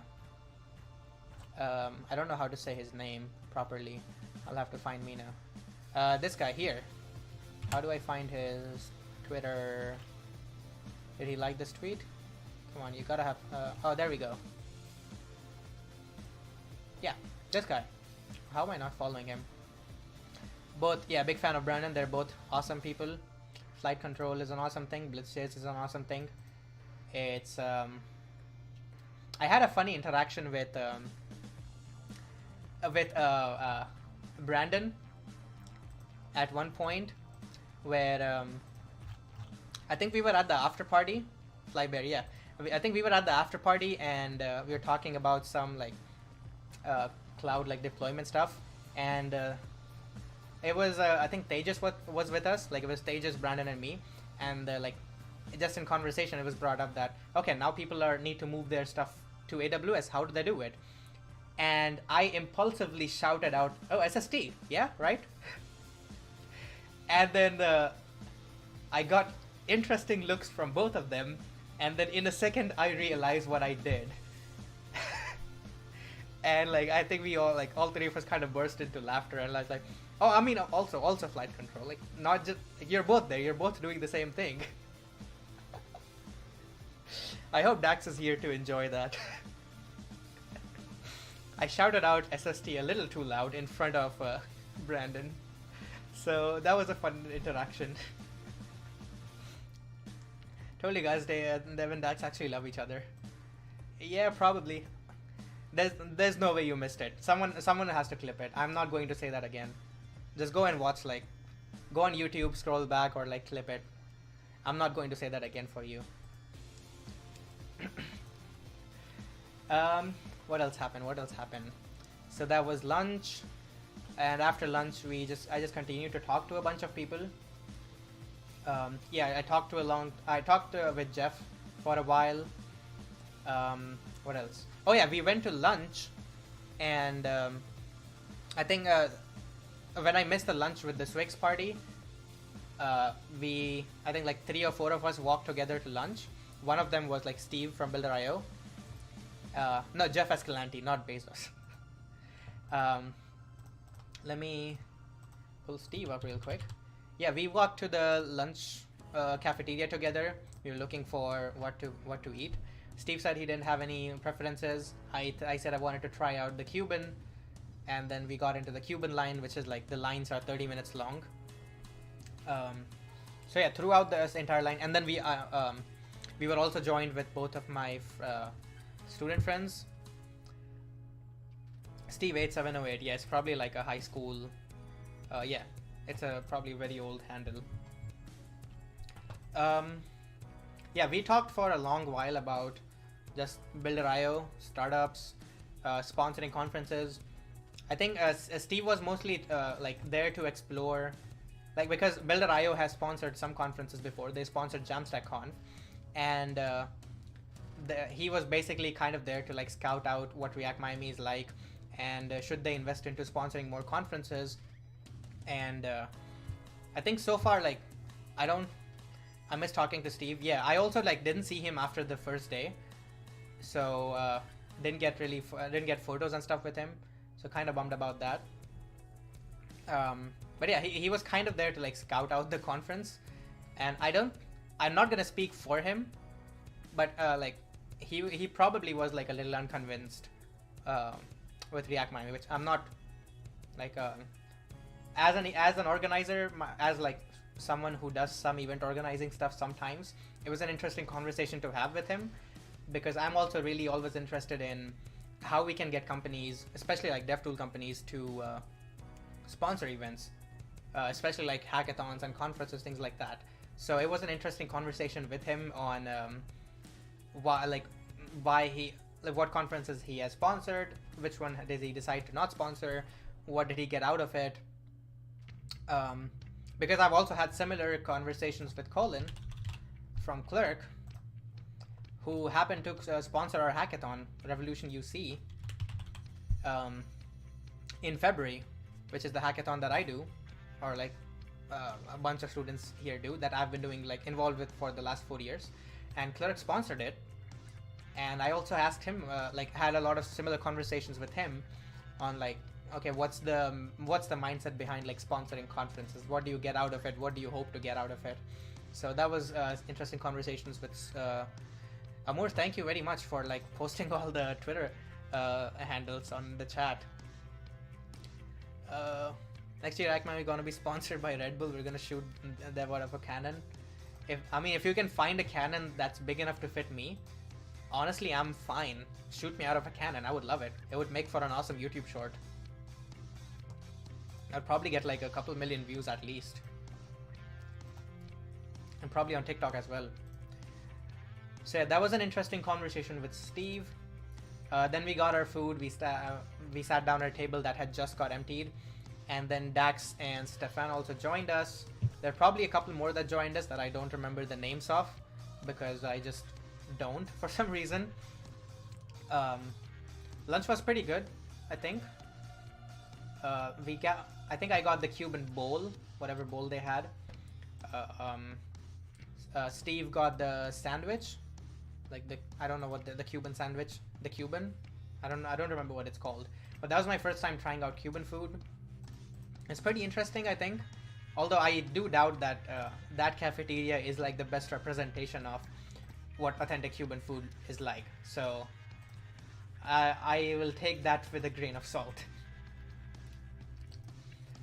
We got back after the lunch. Let's see what happened then. Is this a Cuban sandwich? Okay. Nothing beats Indian food. Yeah, I mean, yeah, nothing beats. I don't know if I'll refrain from comment on that. I agree, Indian food is awesome. I don't know if like nothing beats Indian food. I don't know if any food beats another food. Come to my house next time, you'll get Indian and Cuban food. Awesome. I'll show up next time. I think, yeah, pretty much until this refreshment break, I was just chatting with people, like anyone who I could find. I don't remember who exactly I was chatting to after lunch, but I probably like talked to Steve for a while. And then as soon as this talk came on, Anthony Shu, I immediately ran in. Okay, I definitely need to watch this live. And this I think was a great talk. I believe Anthony said that this is his first talk, like this first conference talk ever, which is awesome because it was a great talk. It was a great topic, it has a lot of replay value, so I am very likely going to watch this like multiple times over the course of a few months to make sure that I understand the pieces of advice that he's talking about. Make sure that I'm incorporating them somehow, because I'm very much like into like personal productivity and performance and things like that. So yeah, big congrats, Anthony, on this talk. It's a pretty nice talk. And then obviously Kathleen's talk. It was actually, let me pull you up here. I know you're here on Twitch already, but Anthony Shu on Anthony Shu on Twitter, amazing guy. Go follow him if you don't already. And also Resource 11, the next speaker that we have, which I got a little preview of what her talk is about at our game show, so I kind of knew what to expect, but like, let me find my I probably made a tweet about this. Where is it? Oh yeah. Like, how do you think of this stuff? How do you first of all, how do you think of doing something like this? And then how do you find these things? How do you find like the fucking the cape? I don't know, this is a Venetian mask, I think. Yeah. And then there was also like the freaking cape. God damn, like, how do you think of this stuff? I need to get into like conference speaking soon, so I need to learn these things. That comment gets yellow siglis with a 2 corny. Welcome to your brain. Yeah, I would love to get into your brain. If these are the things that you're doing. I don't know what's going on anymore. Honestly. Yeah. And there was also like, I don't have any photos of this, but there was the whole carnival party. I'm sure someone has a photo of this somewhere in here. Where is it? Come on, I gotta find it. I really need to like plan these in advance and bookmark stuff. Oh, we're still at the after party, holy shit. How many tweets did you guys make out of this account? This is the last talk of day 2. I need to learn like brand engagement from you guys as well. There's so many things to learn from like all the people here. This is still day 2. Where is day 1? Alright, this is I think we're getting close. April 20, okay. Oh, wait, what's that? Okay, yeah, he'll see the recording. I retweeted everything I could clearly, yeah. This is Party Kid, this is from after. Come on, there are some photos of... There has to be some photos of the carnival party, right? Where are they? Where are they? Where are you? Oh, something like these. Come on. Oh, there we go. There's one sneak peek, I guess. There's people running around in these costumes. Oh, there we go. There's the party. This is after, I believe, they already like ran through. Thank you, post from React Miami an hour or 2 ago. Oh, okay. Yeah, there's more, obviously. Thank you. Okay, hour or 2 ago. Let me find that. Where is the thank you post from an hour or 2 ago? Was it... This is the after party vibes. Oh, this one? Got it.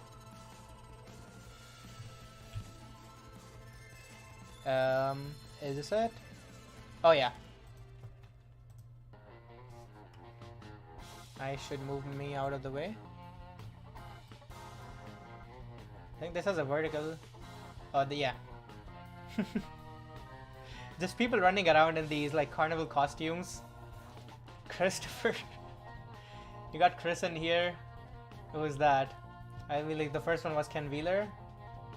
Who are these people? We cannot see them. This was fun. What was my costume? No, I wasn't a part of this, unfortunately. I wasn't invited. Yeah, Kathleen didn't invite me to this. How could you, Kathleen? Why didn't you hand me a mask and costume? Brandon was one of the dinos? Okay. Nice. I'm all... Hey, Josh, I'm gonna need you to explain that comment, buddy. You would have been if I knew. Okay. Well, next time. I guess you can, like... So, I guess this is going to be my announcement. If anyone has any crazy ideas for your conference talks, feel free to, like, fill me in. I would love to do some crazy stuff. Like, I showed up to the conference in my Crocs. Like, my 6-year-old fucking Crocs. I'm always down to do crazy stuff. So yeah, that was great.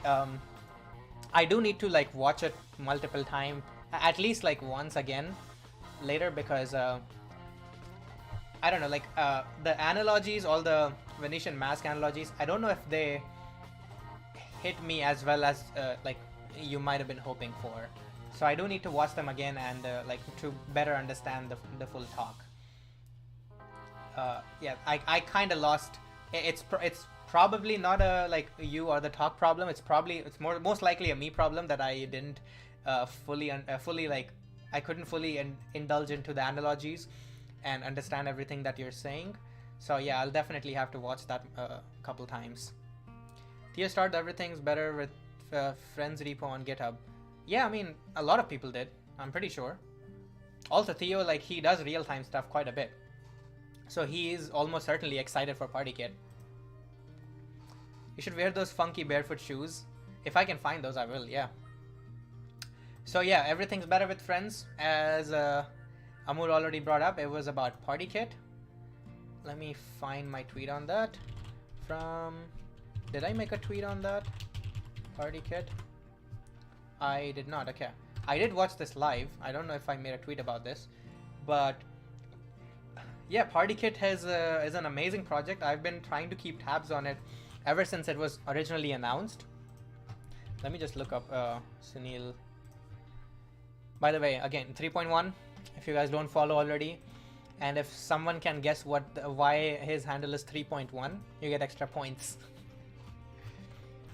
Let's see, where is his 3.1 thing? PartyKit thing, I'm sorry. This is too far back. No, this is... No, it's not the Chetan Bhagat book, I think. Actually, I don't know what Chetan Bhagat book you're talking about. Oh, yeah, his talk was funny. I discovered this new language called HTML that's similar to JSX. That was his code. I think, no, okay. I definitely made a tweet about 2009. I think Sunil, I guess, or 3.1. Oh yeah. Pretty sure he forgot he's speaking at a React conference because his jokes were pretty interesting. React is a heavily overrated framework. That was a fun one. Told me everyone uses that joke. He said feel free to steal it. Yeah. Is PartyKit just WebSockets? No, it's more of just go and watch the talk of what PartyKit is. Yeah, he's going to do a much better job explaining what PartyKit is in that talk.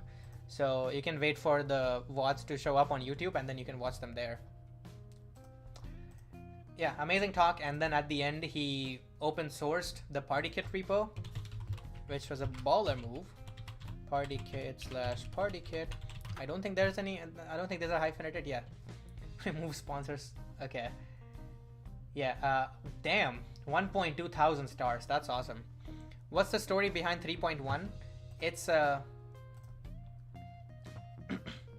it's because his last name is Pi. You get it? Pi. You get it? Get it? Anyways, that's a lot of stars. But yeah, he made this public live at the end of his talk. No, please help. That's all the help you're gonna get. I mean, we can... hey, once we get better Once we get help on better ESLint errors, I'll help you. I'm sorry. I promise ESLint errors are fine. I don't know. I was thinking TypeScript errors, not ESLint errors. Yeah, he made it open source live, baller move. And then later, whenever someone brings it up, he's like, I should not have done that. It's a pretty bad, the code base is in a pretty terrible spot. Everyone's like, everyone who's been looking at it for a while, they're complaining to him, why did you do it? But he did it, so that was a great moment. And then finally, the Ken fucking Wheeler talk. Ken Wheeler, let me see. Ken Wheeler. Not worse than Twitter's open source. Yeah, there was an incident with Ken Wheeler's talk, which was pretty funny, because I know some people were wondering if he did it intentionally or if he did it like accidentally. Like he just actually couldn't resist saying it. Sunil and Ken had me in tears the whole time. Yeah, 100%. Exactly that. I couldn't stop. Like I gotta be honest, I was feeling a little like when I came back to the room for these talks, I was feeling a little sleepy. But then every single talk like fucking delivered. All 4 of these, like it just, like I wasn't feeling sleepy anymore after like each talk. Like one talk ends and then next is starting, I'm like, okay, I'm kind of sleepy again. And then this one starts, as soon as I see like Kathleen come out in the mask, I'm like, oh, okay. So I cannot sleep during this one. Definitely not sleepy anymore. Then that finishes, then this one starts.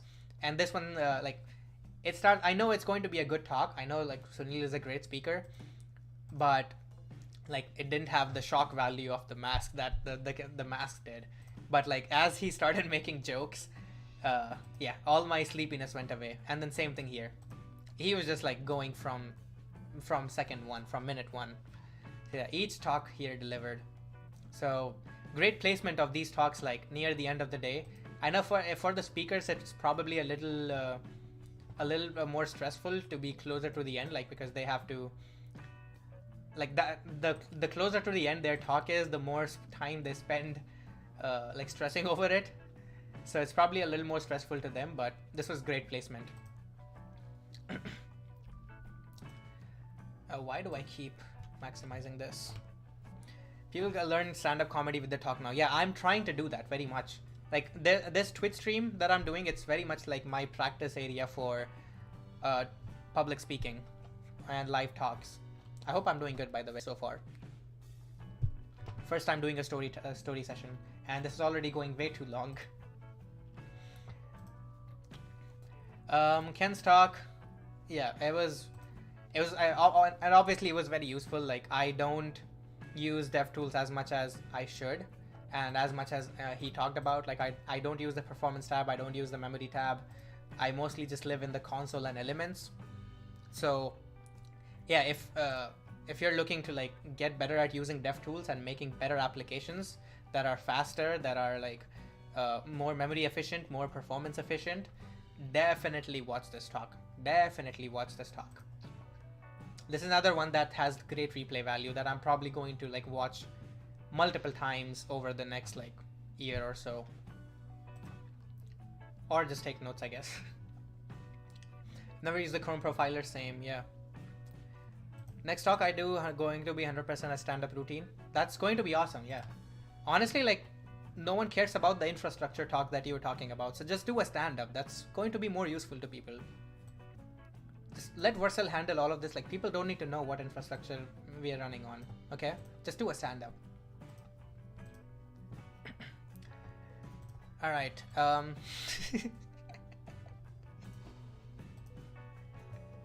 So that was the talk, and that was the conference day 1.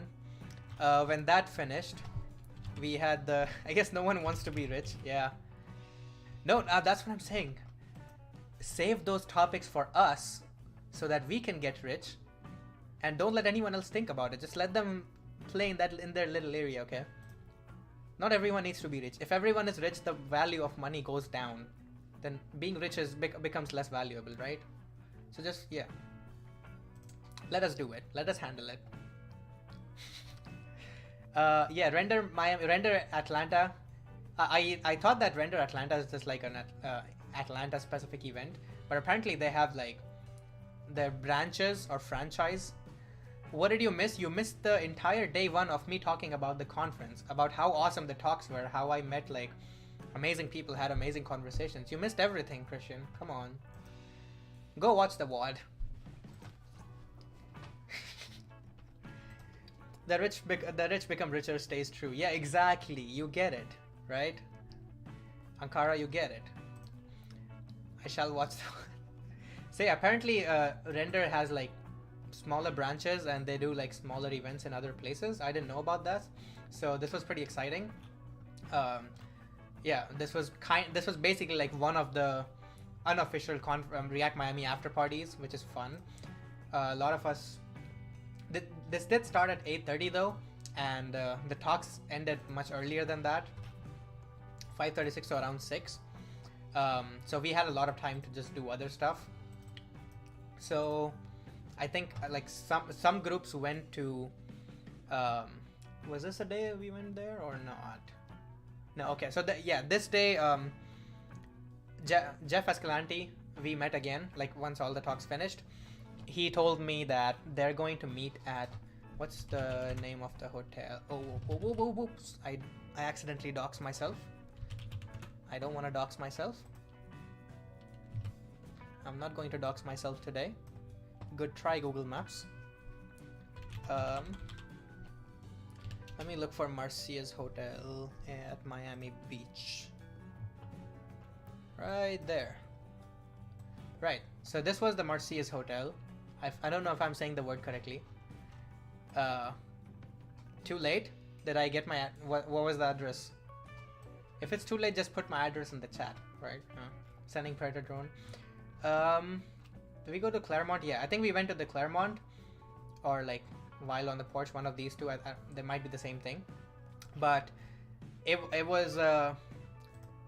like originally Jeff Escalante told me about this, and then me and my like couple student friends, we all walked here.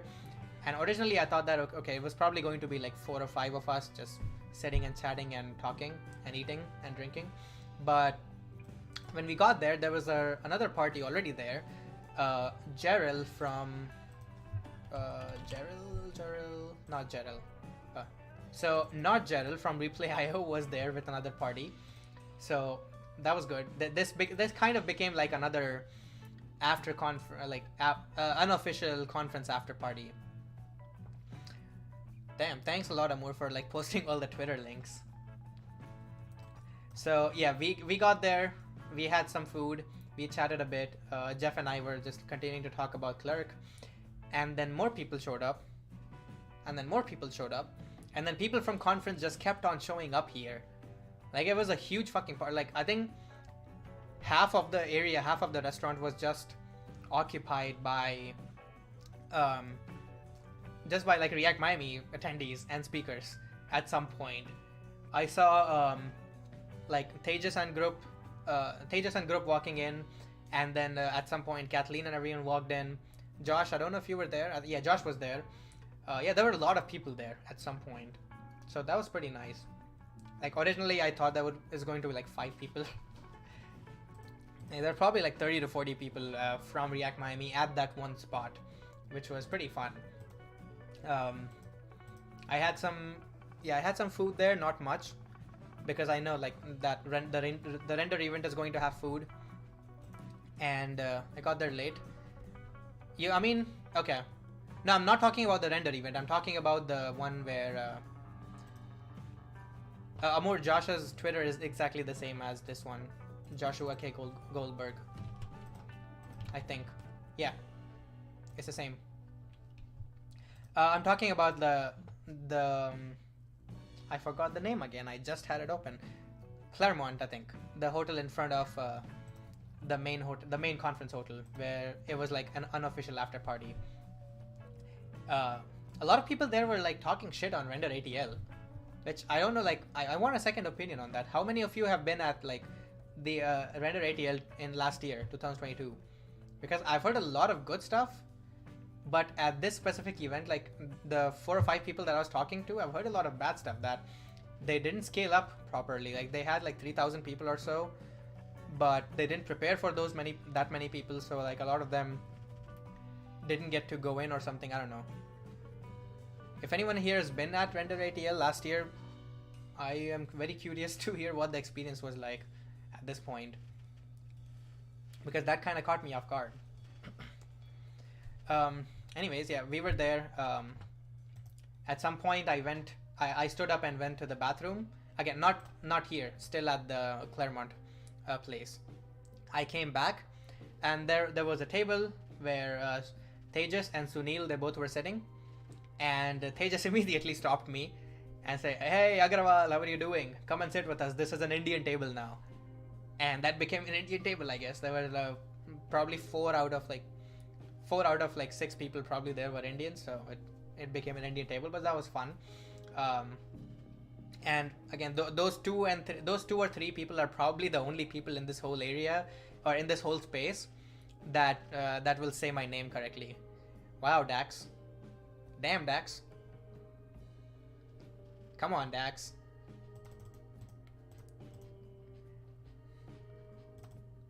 Is that hate speech? Does that count as hate speech? I think Twitch is detecting that as hate speech. Alright. Yeah, Kathleen is Resource 11 everywhere. Yeah, apparently, anyways, so that happened. Then everyone was leaving. Some people were going to the speaker after party. Some people, I don't think anyone really was going to the Render event directly from there. Oh, also met Sam Coe there, another Vercel DevRel who I met at React Miami last year.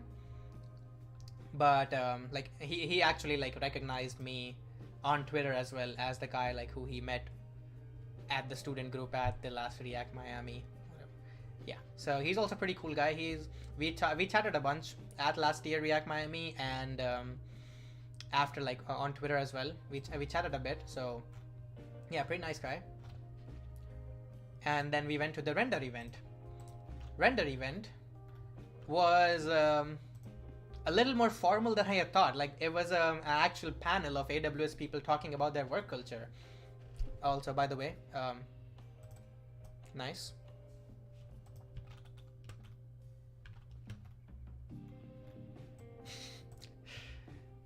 That's why people are talking shit about Render ATL. I see now. That's why people didn't want to go. I need to give me a second. I think I might have like a little bit of food poisoning from something terrible that I ate yesterday. I might have had some like sour cream that went bad, and now I either have like a really bad cold or I have food poisoning. One of those two. I don't know. Probably both. I need to make tea at some point. But the Render event was fun. They had a lot of food and they had an open bar. That's really the two like biggest thing that you want for an event to be fun. But unfortunately, like most conferences, like pretty much all conferences, they committed the cardinal sin of having the music too loud. Please, why do you guys have so loud music at your conference parties? Let people talk without fucking their voices up.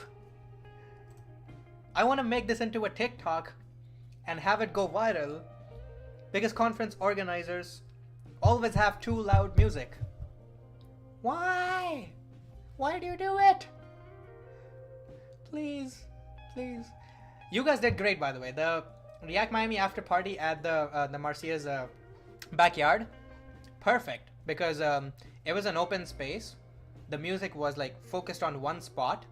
So if you want loud music, you can go to that spot, you can dance, or you can go a little further away from it where it's more quiet and you can have conversations. That was perfect. Why don't more conference? Why is the music always too loud? Please, if you're a conference organizer watching this, please don't have too loud music at your parties. I beg you. All right. Yeah, that was 100% intentional. I fully believe that. I've talked to a lot of people about this and they have the same grievances, but they still keep doing it. And no one talks about it. Yeah. Holy shit. So yeah, my voice got completely fucked up trying to have a conversation here at this place. Like obviously after the panel was done. But I did meet some, I didn't meet anyone new. I met everyone who I'd already met. I sat with, I was sitting with Anthony and Brandon for a while. Amsterdam events, I don't have a visa to Amsterdam, unfortunately. I only have a visa to the US. I don't know if that affords me the ability to just like go to any other country in Europe. I'm pretty sure it doesn't because it's a student visa. So yeah, I don't know if I'll be visiting any EU events anytime soon. Where is it? Oh, this is too old. But yeah, we met at Anthony and I met again at the render event. And where is this? Oh yeah, this happened. We were talking about his podcasts and like the Miami Jam show, and I think I've had a few drinks, so I was a little more unhinged at this point. So yeah, I said that, and apparently it was good enough for him to tweet immediately. So that's fun. Yeah, he does a lot of podcasts and shows and stuff. Come to Philly instead of Amsterdam? I will. What's happening in Philly? Is there anything fun happening in Philly? I will show up. I have a fully remote job. I can and I will show up. Yeah, also Scott was there. We chatted a bit. I think I talked to Brandon a bit maybe. I don't know. And then obviously Dax showed up. Ken Wheeler showed up. So yeah, a lot of great people there. Taylor was there, of course. We like obviously the main, like one of my biggest connections, one of my, I don't know what to say anymore about him. Who else was there? Let's see. Yeah, I think that was pretty much it. I had to go home pretty early because again, I was I think a little too drunk and my voice was very, very just gone. So I just, so my friends were leaving. They're taking an Uber. And I came out to say bye to them. And then I wanted to go back in. But the bouncer didn't let me back in. He's like, no, we're not letting anyone back in anymore. I'm like, what do you mean? I just came back. I just came out to say hi, say bye to my friends who are leaving. What do you mean? I cannot go back in. If I accidentally go out, I'm just gone from the party? Damn. Taylor, good recruiter for devs who also need to get their visa sponsored. If they're already in the US, I think, yeah.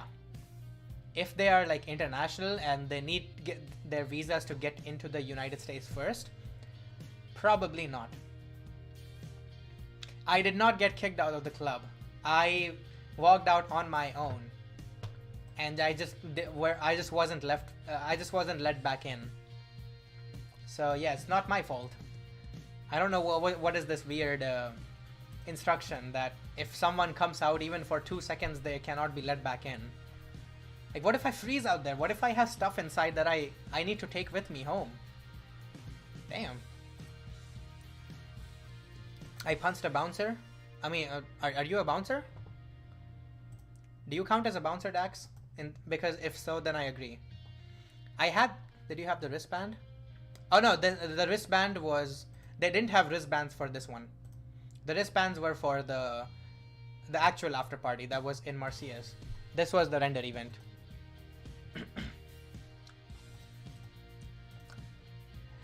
Okay, Dax, I haven't said this at all, but when we first met in person, when like you tried to give me a hug, did you know how hard you hit me at the back of my head with your heavy ass phone, with your brick phone?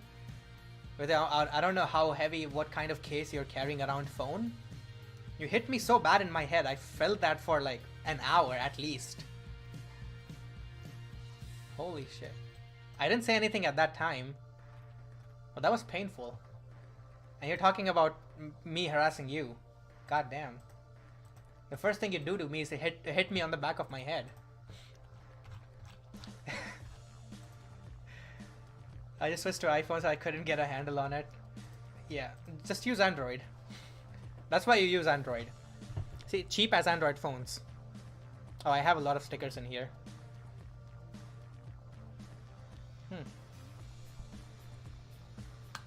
I had the React Miami sticker in here, but it was too big, so I had to take it out of the back pocket. So day one finishes. We go back home. We go to sleep, and obviously, because there were 2 after parties, and I've had a little bit of alcohol. Obviously, I couldn't wake up on time, so I really wanted to come to this one, but I literally woke up at 8 a.m. So there was no way I would have been able to make it. So I missed this. I hope like if you guys were there, hope it went good. Hope it was awesome. Kickoff, also missed that, and also missed the whole first talk.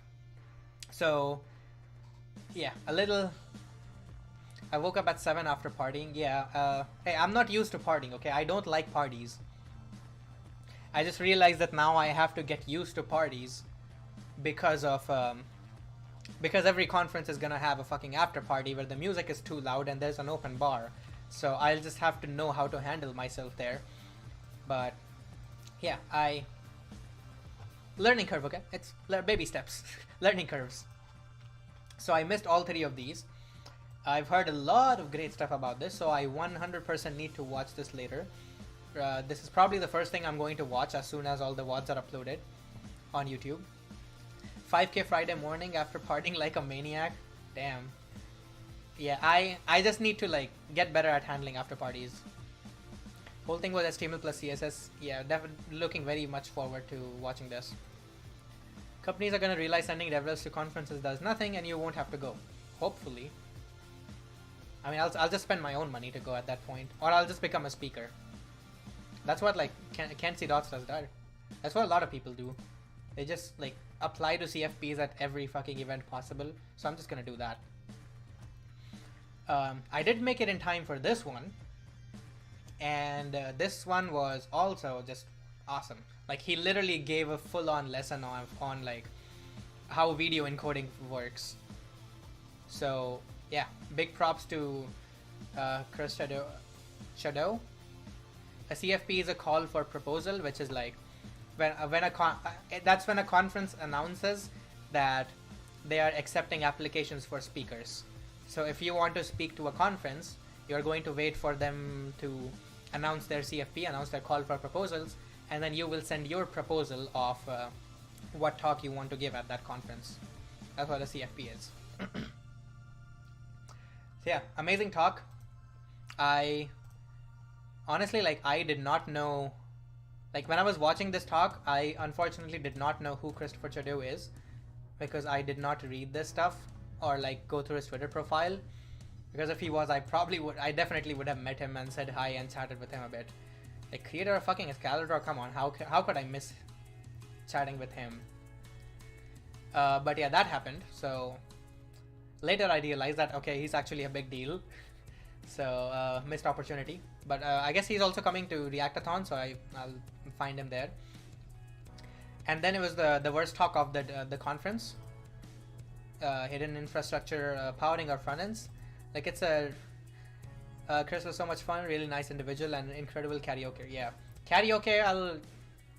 Another missed opportunity for me was just the whole karaoke thing. I was waiting for it. Oh, he was in the React documentary? Damn. Oh, I also missed that. No, I probably remember that, but I don't remember the name. But yeah, like, it's a React conference. Like, people want to hear about React and like web dev. Why are you here talking about cloud infrastructure, man? Just yeah, give a stand-up routine next time.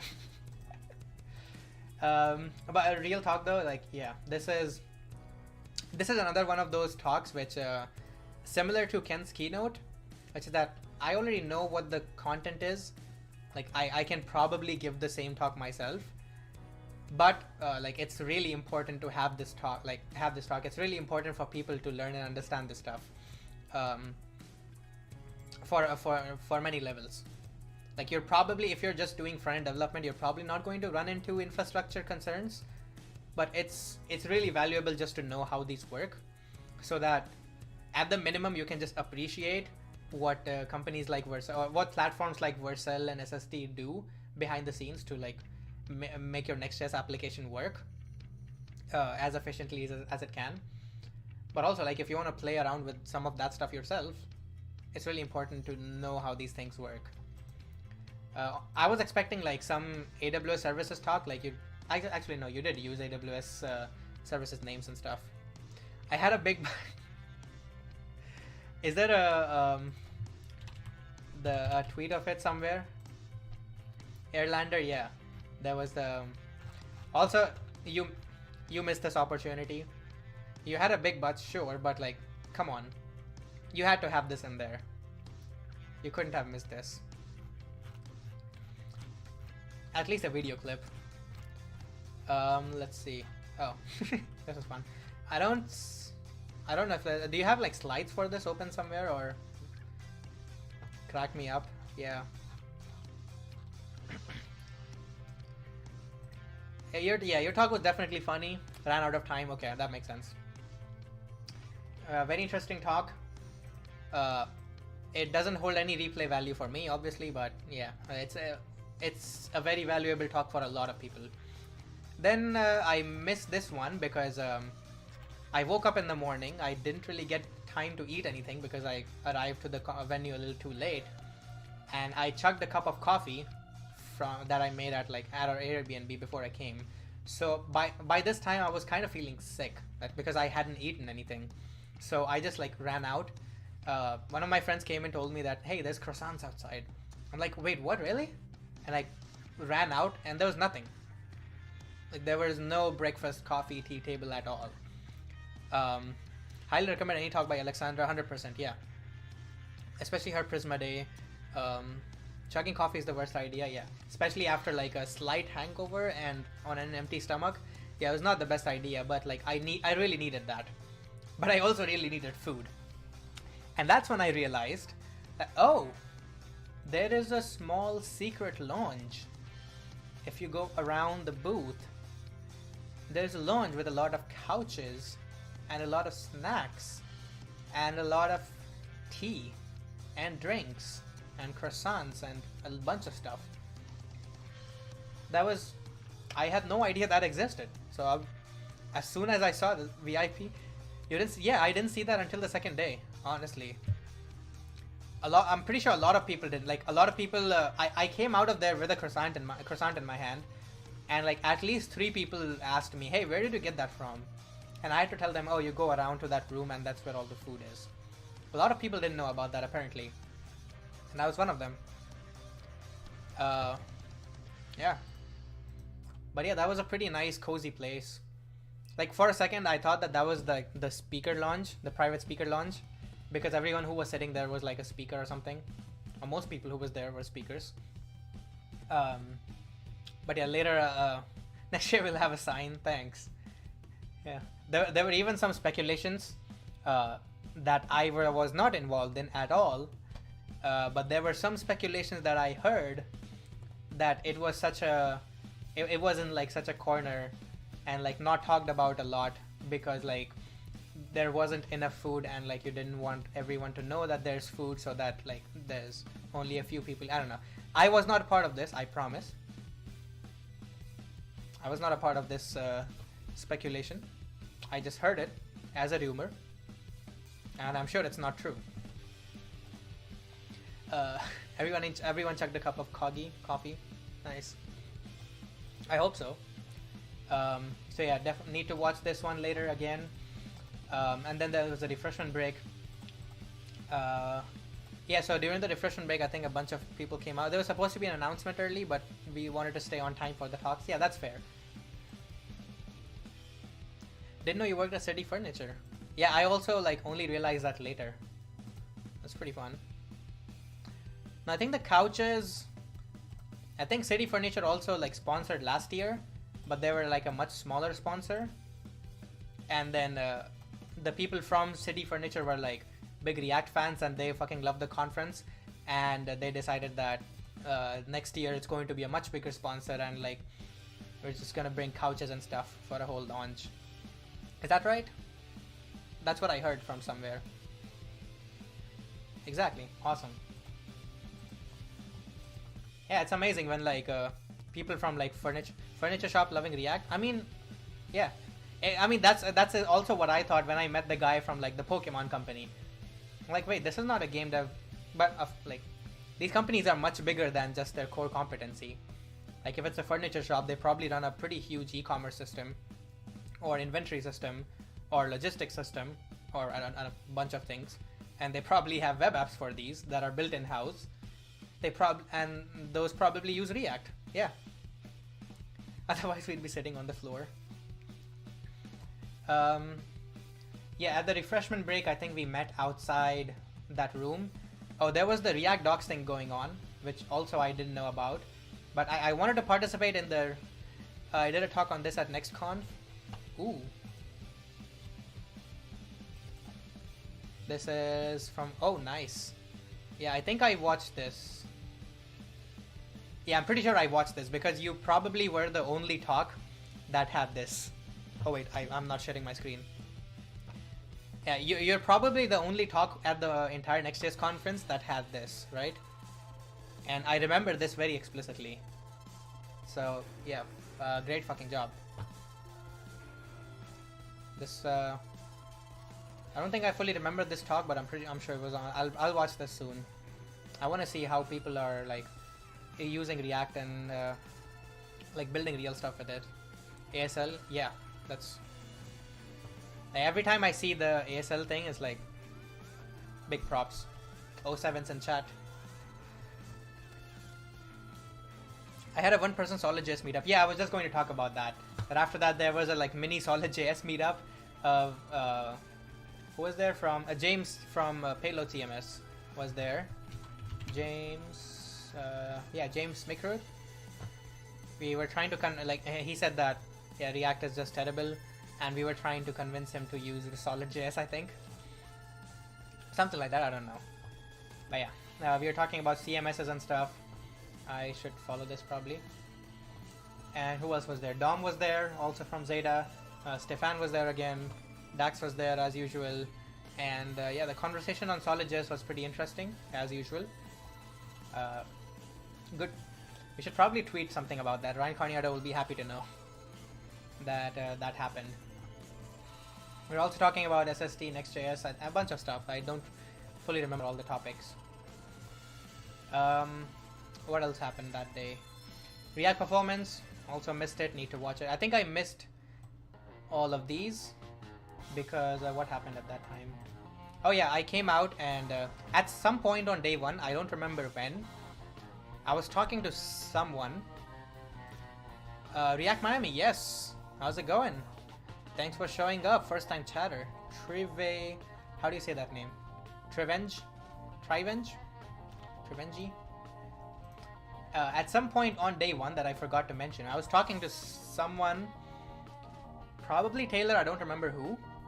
And did you see Dax in his fancy outfit? Yeah, he's definitely he's still a pimp in that outfit. But someone walks from behind me, like introduces himself to me. We say hi, we shake hands. He says his name is Gabe. I'm like, oh, Gabe, nice to meet you. Great to meet you. And again, like treating as a normal person. But in my head, I'm like, oh fuck, that is Gabe fucking Greenberg. That's the guy who runs the show. Like I was internally, that was probably the most starstruck moment that of the entire 3 days of conference. Two days of conference, yeah. The most starstruck moment for me was like meeting Gabe. Just like nothing as I expected. Have you met Theo? Yeah, I met Theo in November and in October when I went to SF. Yeah, but this probably goes beyond Theo because I've talked to Theo a bunch, even before meeting him. What was the most insightful talk? I'll get to it. I still need to talk about a bunch of talks, and there's a lot of talks that I haven't watched that I couldn't watch live, so I cannot really say what's the most insightful talk out of everything. But yeah, most humble man alive, 100%. Yeah, I saw that like pretty much, like in the first like 5 or 10 minutes of talking to him. Great guy. And then on day 2, yeah, I was at day 2. Day 2 after the mini Solid.js meetup, we met again. I think we were also, Gabe was talking to Taylor and Hank Taylor. So Taylor Dessen and Hank Taylor, they're all talking about like sales and stuff, about taking a company from 0 to Trivium plus Avenged Sevenfold. Holy shit, damn, I love that name now suddenly. I love both of those bands. See you here, Twitter, thanks. Met Hank Taylor on day 2. He was talking like mostly to Gabe about sales and stuff, and I was mostly just listening because like this is business talk. I don't have anything to contribute here. All I can do is like hope to listen and understand some of the stuff that they're saying. That was Gabe G2I. I'll start posting these on here. And this is Hank Taylor. So yeah, 2 amazing people. I also heard a lot about Hank Taylor, how he's like, that pretty much that, but like the extent of that, like this sentence doesn't express the extent of how capable he is of doing this. But talking to like Gabe, talking to Taylor, looking at his LinkedIn, like he's like the top 5, the first 10 employees at these companies, and he helps them grow to like multi-million, how many, I don't know, huge fucking massive giants, like not Google giants, but like something like Vercel. Like how he was, I believe, pretty early at Vercel and pretty early at GitLab, and he was like very instrumental in making these companies as big as they are. Let's also check out his LinkedIn while we're here. So I definitely am hoping to run into him sometime and chat about, but again, I don't know what I would have to chat about with him. VP of marketing, yeah, he has been here 3 years, so pretty much like since it was Zeit.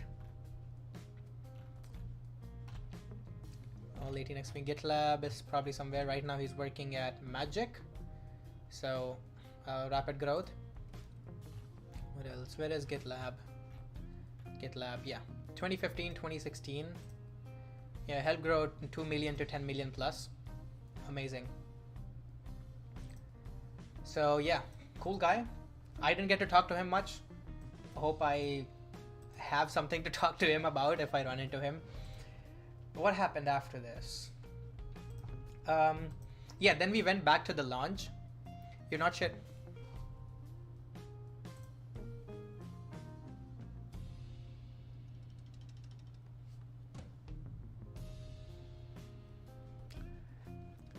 So yeah, I was talking about Hank Taylor, and let's move on.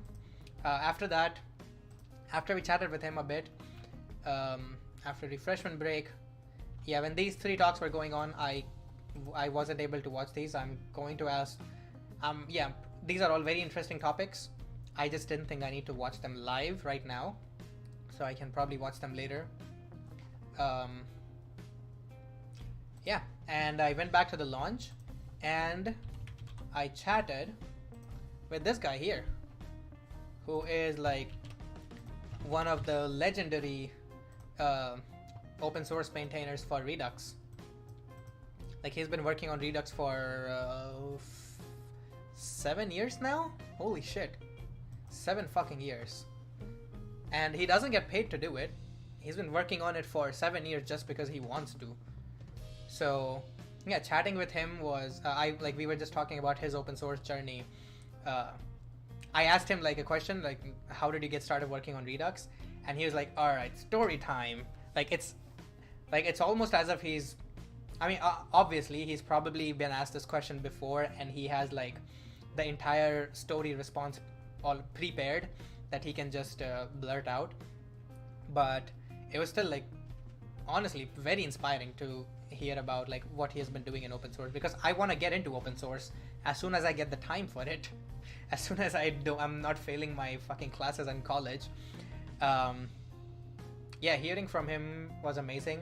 And then we were also like joined by Alexandra, who's probably already been put in Twitter, but I'm going to put her again.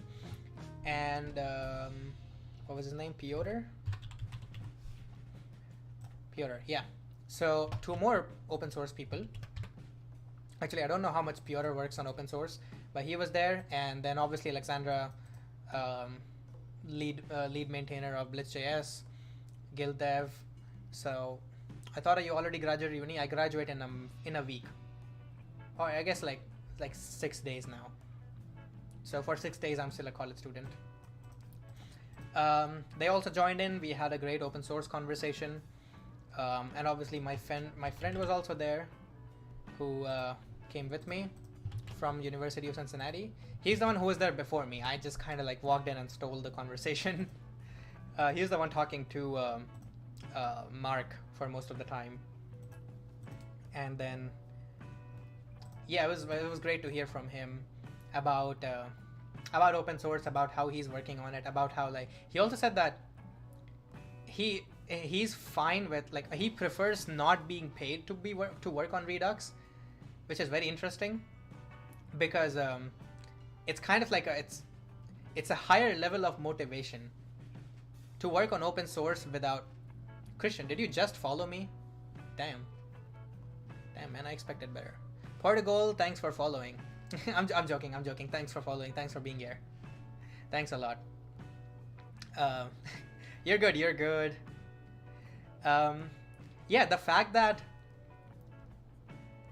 getting paid to work on an open source project like that, like getting a full-time salary or something like that, is more of a negative for someone like him, was a very interesting perspective on it. And it did resonate with me a bit. I just haven't been in open source for that long, so I don't know what that feeling is like. But yeah, it was great to hear from him about that. Which website doesn't work? Wait, what website doesn't work? What website is that? He's fine if he has money already. That's true, yeah. He already has another full-time job. So yeah, if you have a different full-time job and then you spend all your free time working on open source, yeah, that's certainly fine. But even the model of like working on open source full-time instead of like having a steady income or separately, and like all your time goes into open source, like that's your main job, and that gets you steady stream of income, that is a very different situation than having an actual stream of income.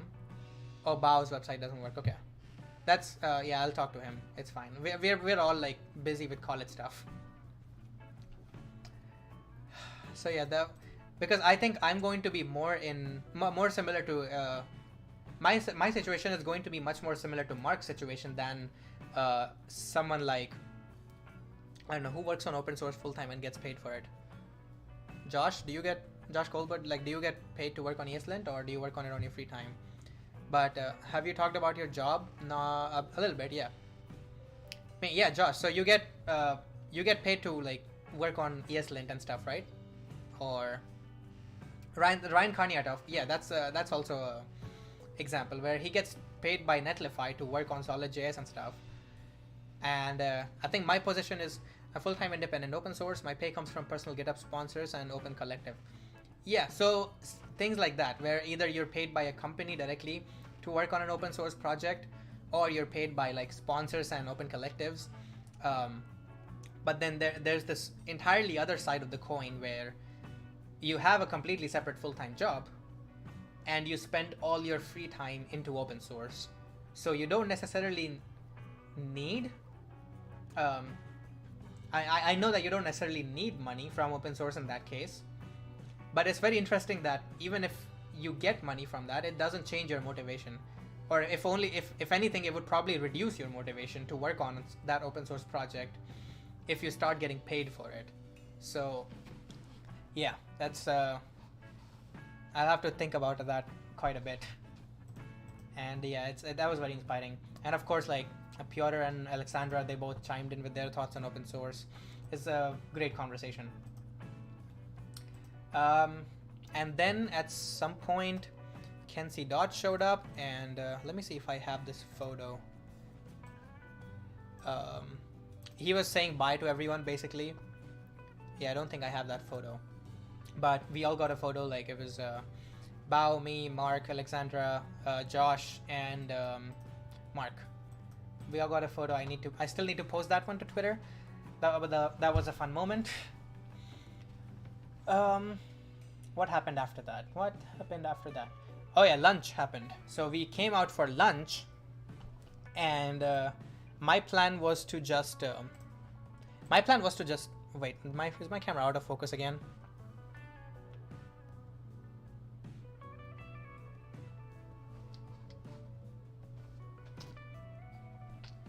How do I make it back in focus? Come on, focus on me. Here, look at me. Better? Not better.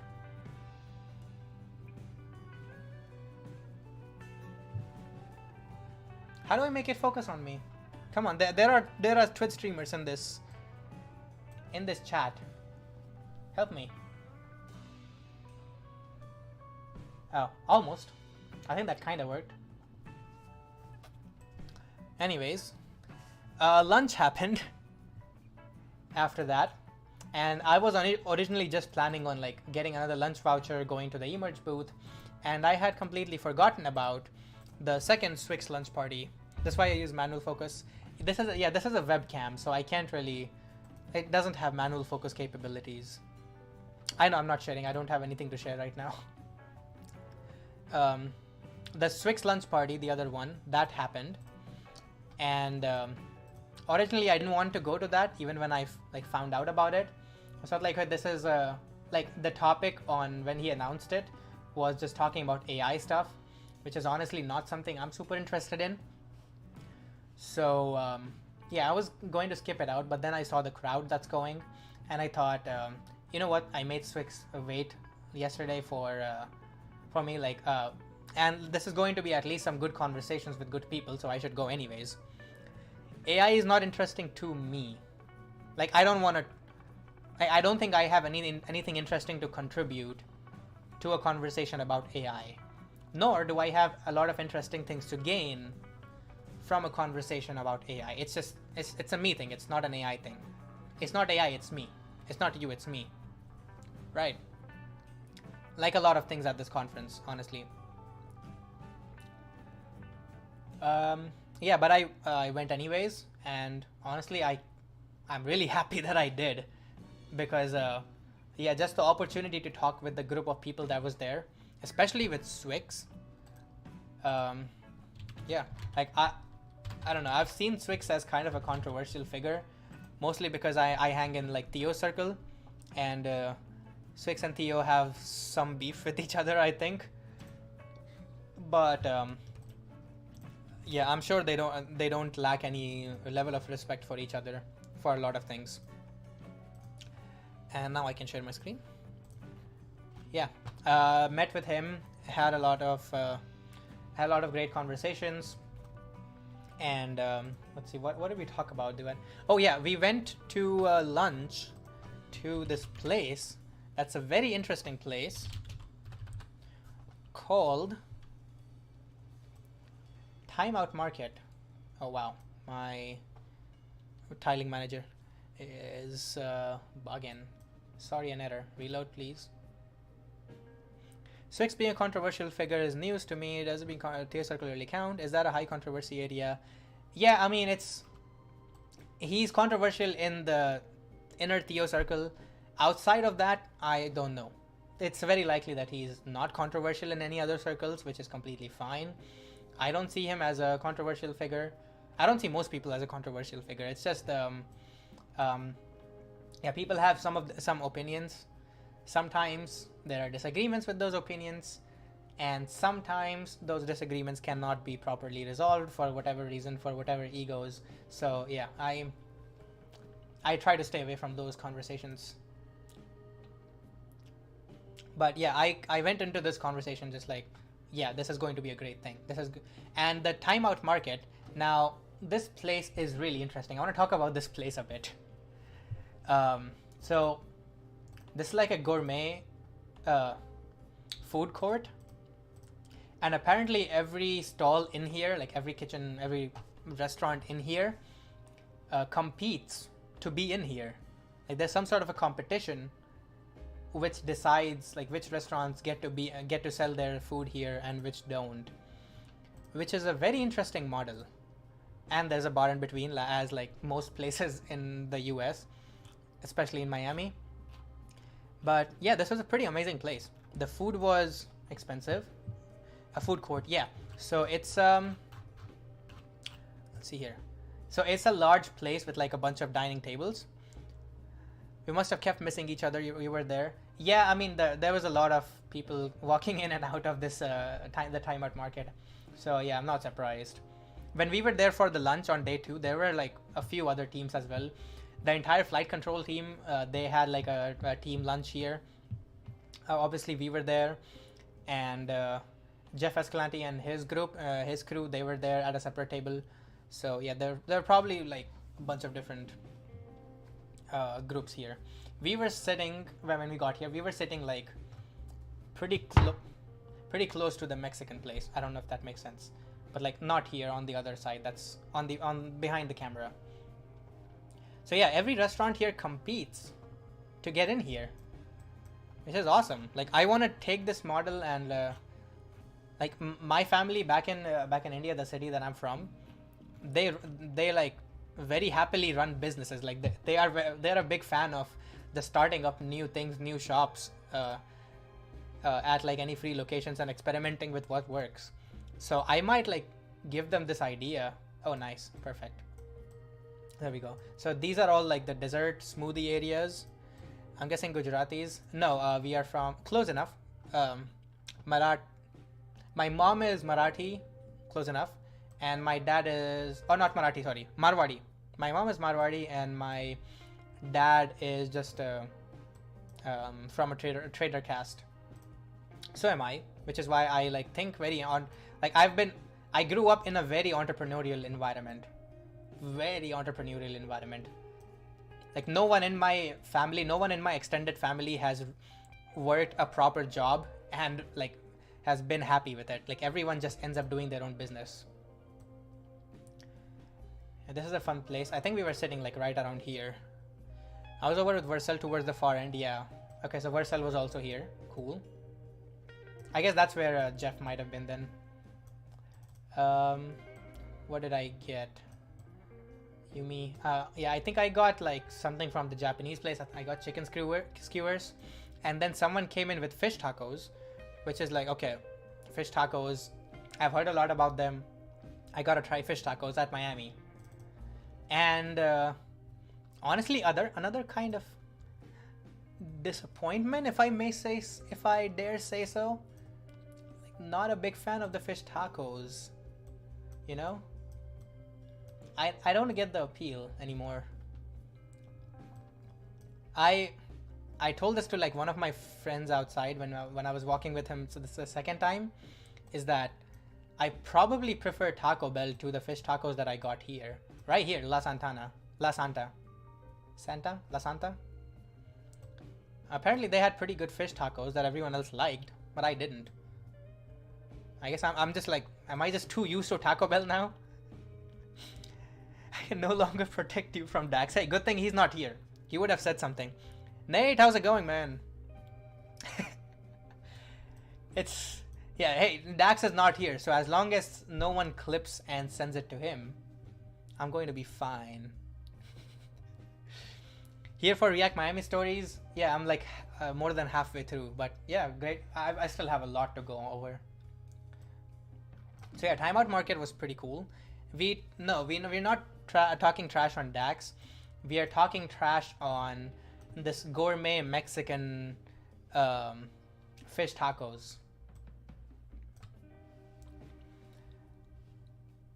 What happened here?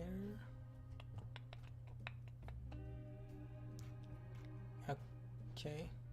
Oh, really? Really appreciate you being in the chat and posting all the links, asking great questions. Yeah, same, pretty much. Thank you very much for showing up. Like, at this point, I might as well give you a VIP badge. Actually, I have some VIP badges to give out. I should be on. I'm going to take a quick break to do that. I'm going to VIP Michelle here. I'm going to VIP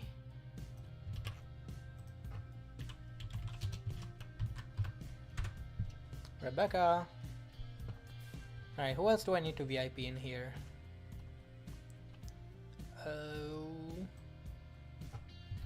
I need to VIP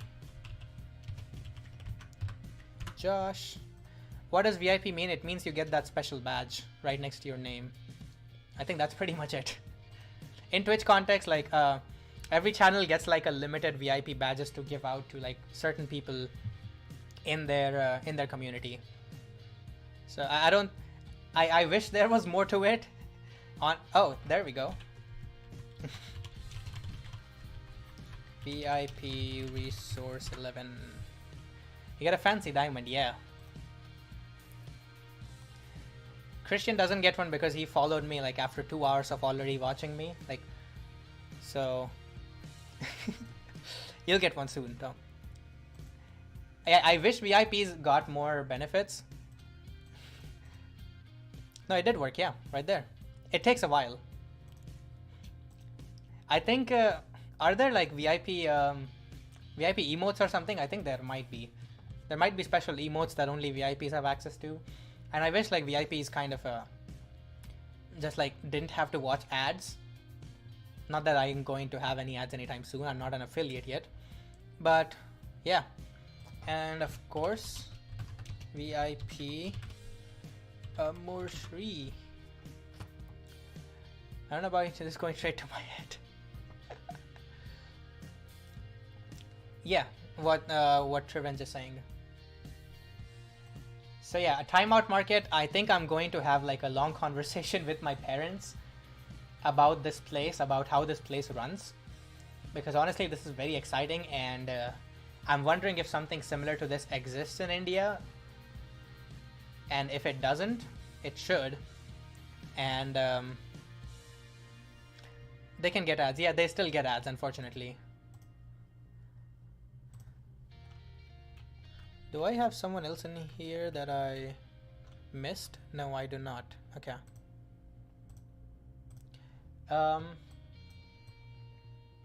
Yeah, so that was my rant on timeout. I think I'll talk about the second time later, but I guess. But yeah, I was sitting here with Swix, with three of like my friends or students. There was a couple more people there. I think Anthony Shu was with us for a while. Brandon Baer was with us for a while. Like it was kind of a revolving door for like a couple other seats. But we had a lot of conversations on AI. We had someone ask about like, if you meet Sam Altman, what would you ask him? So that was like one of the questions. And I know that there's someone in chat that really wants a VIP badge, but they're not saying anything. Like, I haven't seen them in chat. I haven't seen them saying anything in chat. So, you know, you have to say something in chat so I see what your username is before I can give you a VIP badge. Come on. How? Nate, this is your first time coming here. Come on, man. This is my 5th stream. You've been disappeared. You've kind of disappeared from the space. Like, you used to stream a bit. You said you were going to stream a lot.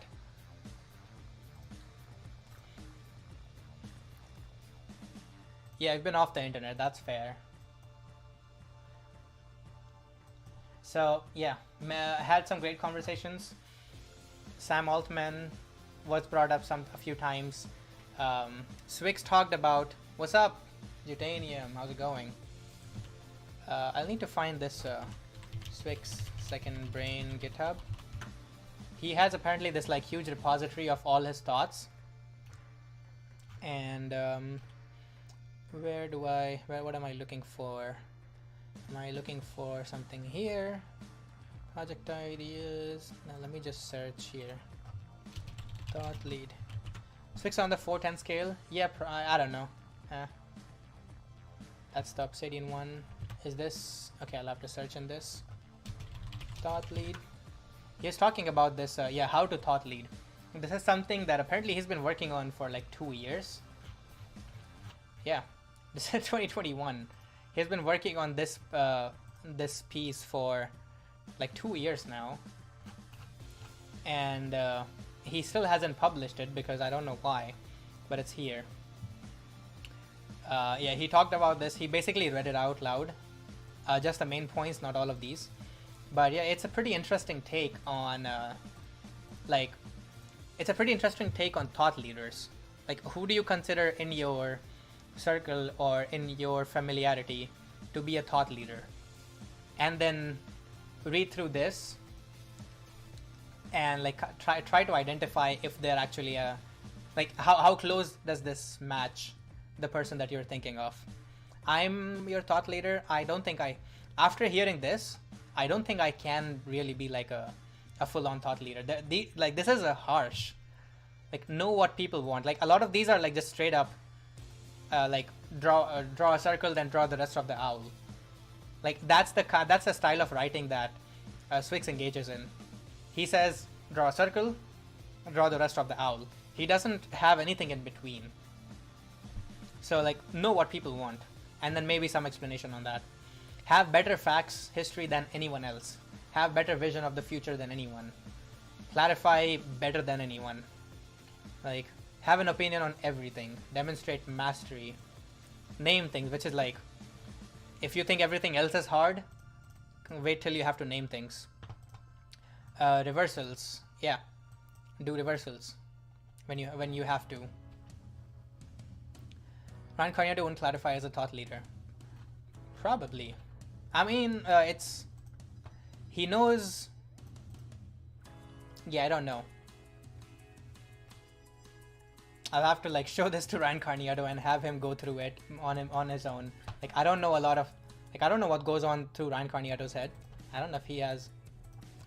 Yeah, I mean, you don't have an opinion on everything is more of a, like, again, it's more of an exaggerated statement that anything that is even slightly relevant to what you were doing. By the way, why do I have -1 concurrent viewers on YouTube? Holy shit. I didn't know that was even possible. I need to take a screenshot of that. Wait a second. Oh no, it's now 0. It was -1 for a second. Okay, I'll inspect Elemented. Michel and Swix did an amazing DevRel retreat in Miami last year, and he discussed this. So cool.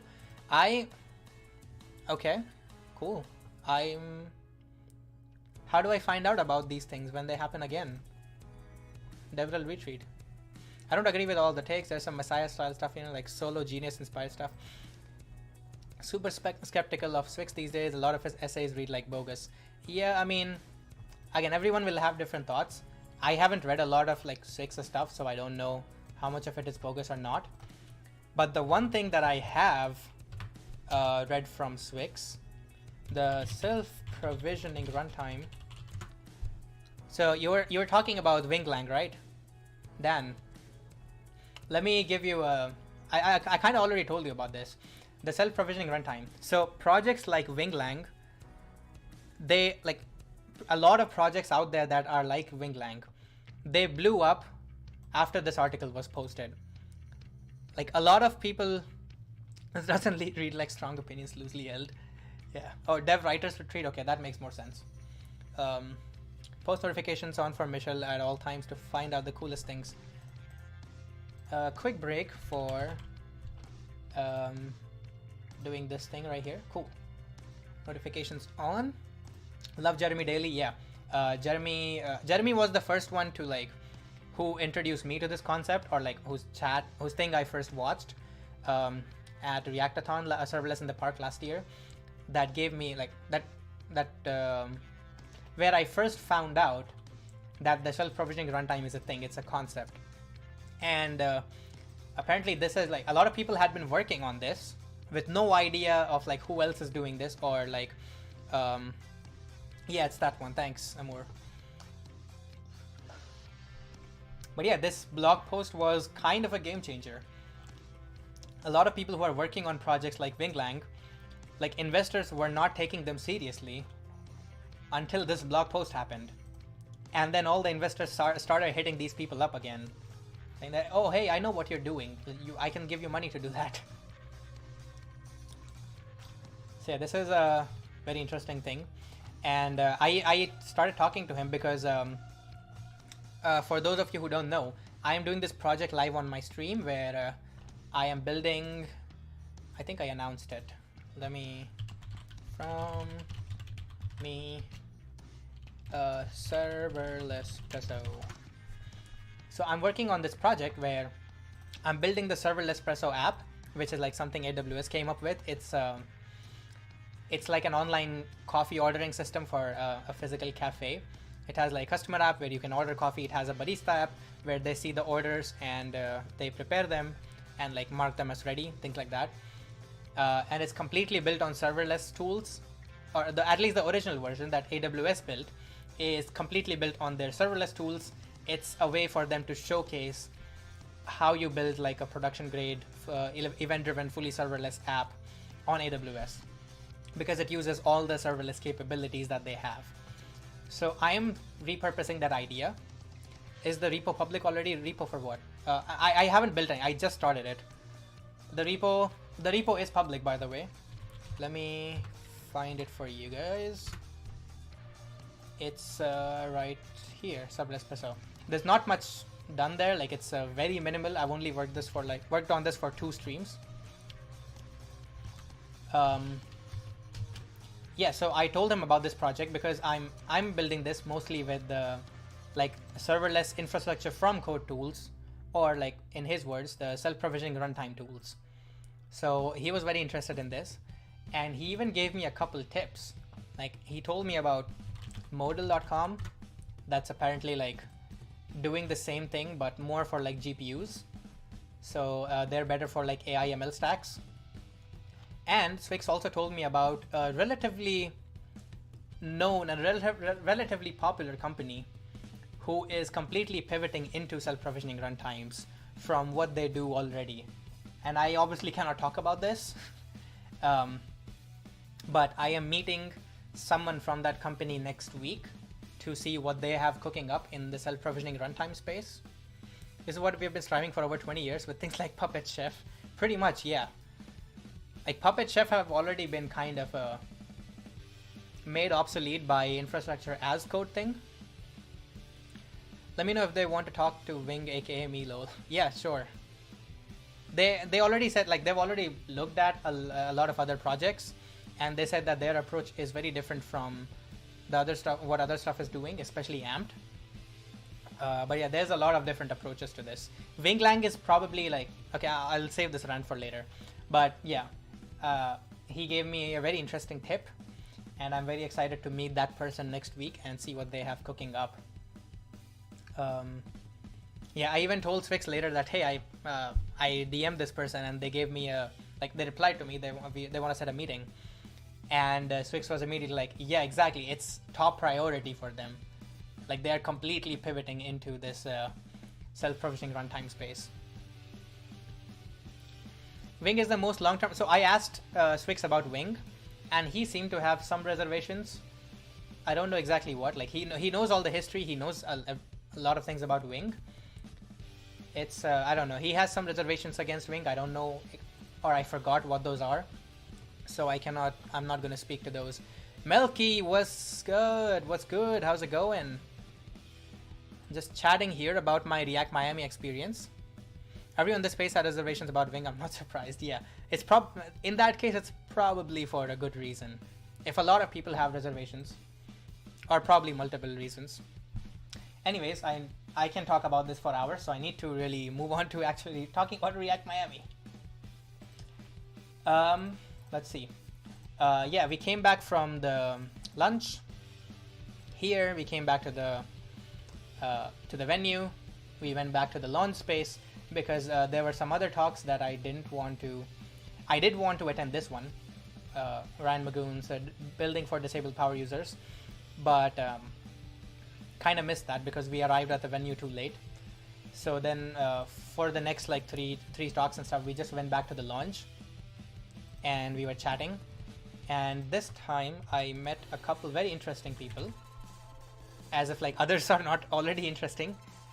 Ryan's talk was incredible. Yeah, I really wanted to watch this one, especially because like he later told me that he added he had a slide with the word power user and the Primogen was sitting next to it. Like Primogen was his icon of the power user. He told me that he put it there because I would like it. So I'm extremely even more disappointed that I couldn't attend this one. Yeah, then we went back in the lounge. I met Anjana, had some also like another very humble person to that is like very much in contrast with what she does. Like she's one of the most well-known speakers and educators, and what I don't know. You're not. Hey Dax, a single minute into your talk, you shouted out, I use Linux because I'm better than you all. That is not humble, my friend. That was the first thing you said. For an entire minute you were struggling with Mac, and then you drop that you use Linux because you're better than everyone.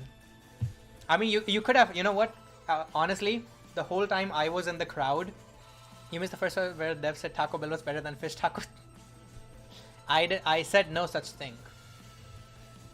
Hey, Michelle is trying to incite some violence here because Michelle saw how good friends we are, and now she's trying to incite violence. Don't listen to her, Dax. Yeah, another person who's like just very humble for like how well known and how big of a speaker and educator she is. And then I met another person who I had a lot of conversation with, who was vCarl, the guy who runs Reactiflux, or one of the OGs of Reactiflux. Now I have to pay triple next year, sure. Hey, I'll you know how much I paid this year, right, Dax? I paid 0, so triple of 0 is still 0. So I'm fine if I have to pay triple. I'll just do another game show. This time a bigger game show, and you're not gonna be invited to this one. Yeah, vCarl, amazing person. He's basically like the community guy. The way he was introduced to the group and to Anjana, who like was someone said, I'm sorry, for some reason the smart assistant that's in this headphones, she just gets triggered randomly. I don't even call her name, but I don't know where she probably has like some sort of schizophrenia, where she just hears her name randomly without me saying it. But no offense, no insensitivity meant to people with schizophrenia. We good? We good, right? We good. Alright, so yeah, Carl was introduced as the Discord guy, which was pretty interesting. Like obviously he has been working on Reactiflux. He has been basically running Reactiflux for years. He has a lot of experience like building and like sustaining communities on Discord and stuff. And now he does it like for contract. Now he does it for like companies and stuff. So that was a very interesting very interesting person for me to talk to, because first of all, I am going to be a DevRel clerk, which means a part of my job is going to be knowing how to run a Discord community. Like that's a part of the job description. But then also I've been running communities here on campus for congrats. Thanks. Yeah, I talked about this earlier, you missed it because you weren't following me. Anyways, I run communities here. Viper Gaming's, how's it going? Thanks for showing up. Yeah, I've been trying to like build communities and run communities, especially after COVID, online on Discord and Slacks and stuff, and also Microsoft Teams, if you can believe it, because we have been forced to use Microsoft Teams for the last 3 years, and it has been fun, stressful, and a very interesting experience overall, because like obviously I haven't done something like this before, but Yeah, it was a pretty long conversation with him around like community building. What he's working on currently is trying to figure out how to take a community like Reactiflux and monetize it. Because usually what happens is that the community is built around some sort of a primary thing that is monetizable. So that could be either a product, that could be a dev tool, that could be a content creator, that could be like a book or something like that, some paid course, squeeze them for cash. But like how? Yeah, that's the point. But how do you do it? Because Reactiflux is in an interesting situation where it's a community first, or it's a community built around React. You cannot sub to me. No, I am not an affiliate yet. I have to like stream every day for a week or something. Like I have to stream every weekday, like Monday, Tuesday, Wednesday, Thursday, at least once. Reactiflux is basically a giant community, Reactiflux, for like React and React adjacent stuff. Like Reactiflux is where I heard about React Miami first. I'm just talking about React Miami. I went to React Miami for 2 days, had an awesome experience, and I'm just like trying to recap everything.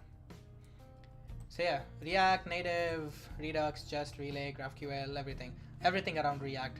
It's just a giant community on Discord that used to be on Slack, but Carl was one of the people who like advocated the move to Discord. So that's Reactiflux. I'm gonna turn that on, and it has 200,000 people. So it's just a giant community.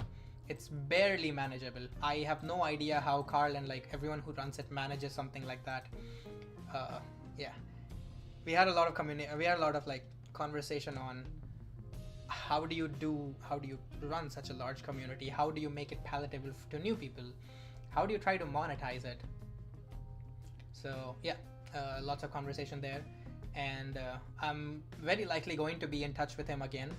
I'm going to talk to him a lot more about building communities, because that's something I'm going to be doing a lot, both for my channel and for Clerk, and maybe for other places as well. Amor needs to be a permanent streaming assistant. As soon as I have the budget to pay for a streaming assistant, I know who I'm hiring. So yeah, chatted with Carl. What happened after that? Let's see. Gladly, thank you. Oh yeah, the attraction of the night, or like one of the attractions of the night, Josh Goldberg's talk on ESLint and Prettier and TypeScript.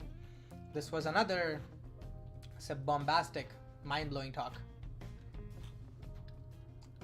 Yeah, where is the one that... Yeah, this is my favorite slide. I mean, you brought it up. He brought it up in the game show as well. That was like his hook for the challenge where like he had to TikTokify his talk. So that was a pretty nice hook for that. It's unfortunate that the mic got cut off by his cat, Jerry the cat. But yeah, great talk. I think this is also one of those things. Like, it was definitely very valuable for me as well, because I don't know a lot about... Like, I knew that ESLint should not be used for formatting, but I didn't know why. And I knew that tsconfig exists, but I didn't know which options are important, which options do what. So it was mostly just like fumbling around. So I'll very likely be watching this talk multiple times to be able to like fully understand what everything is. Just catching up now, perfect timing. Just talking about this thing right here. And this. Don't fear the linter.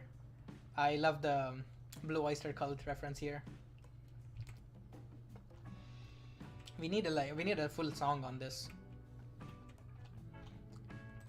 And of course, this is a lot of people on Twitter recently have been saying, excited to see the discourse. Yeah, a lot of people on Twitter have been saying like that TypeScript is just a linter, and it always felt a little uncomfortable to me trying to agree to that sentence.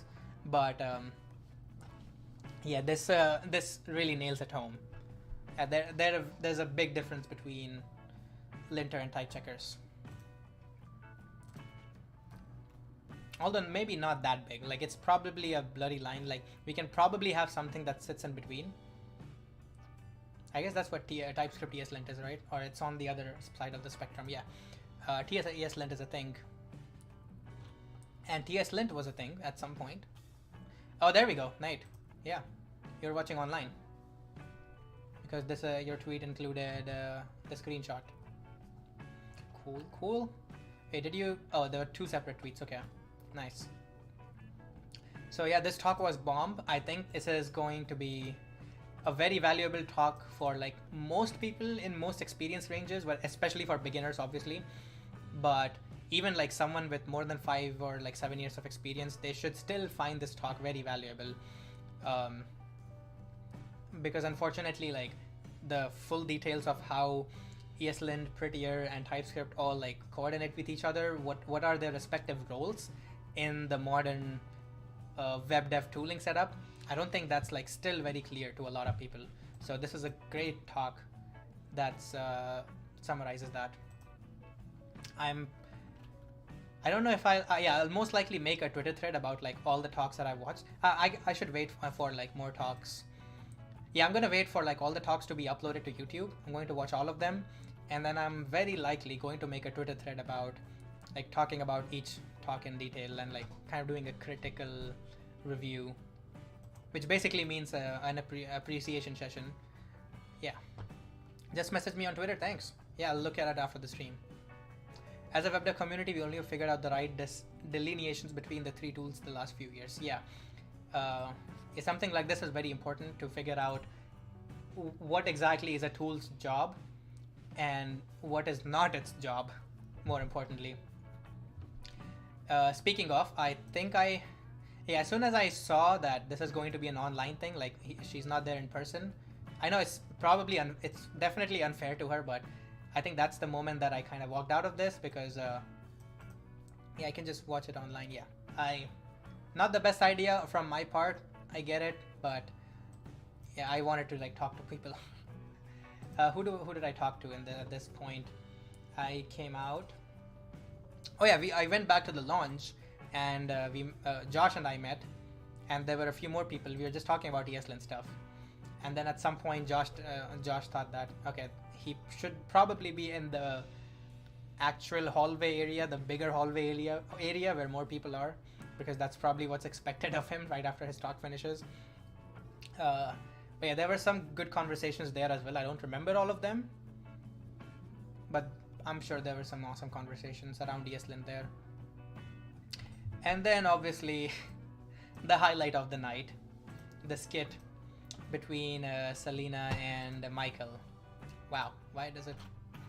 All right, if Michelle or like Rebecca are still here, I've heard people like be frustrated over this, where like you're here on Friday, you click on something, then you go back and it loses the state.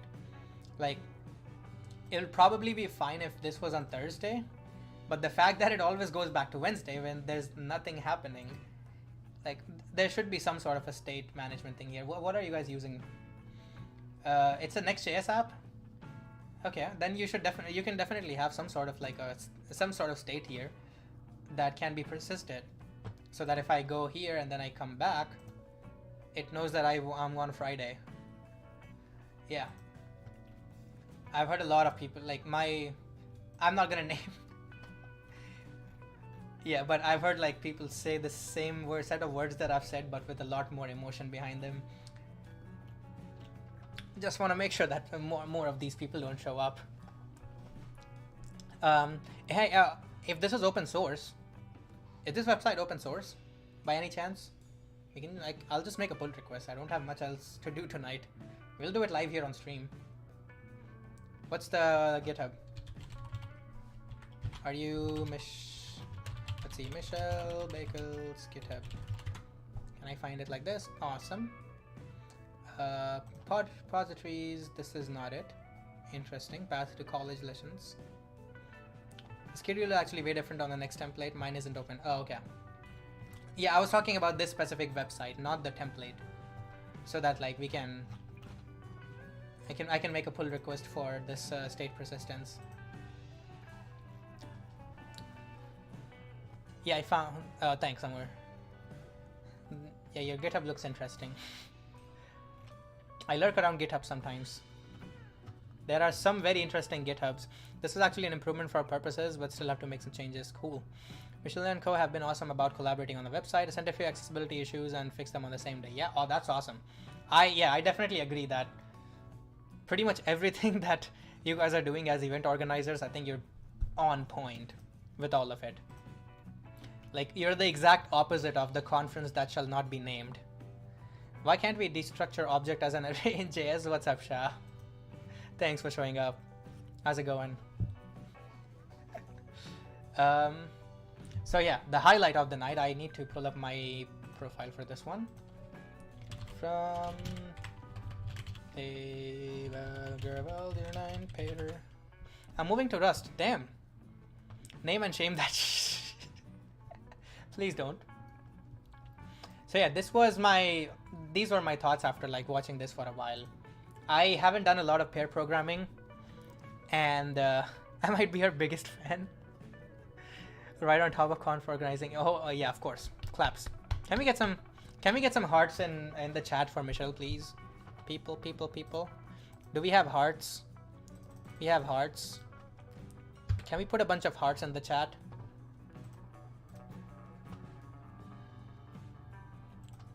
Lots of hearts. Throw them in there. Don't worry about the spam.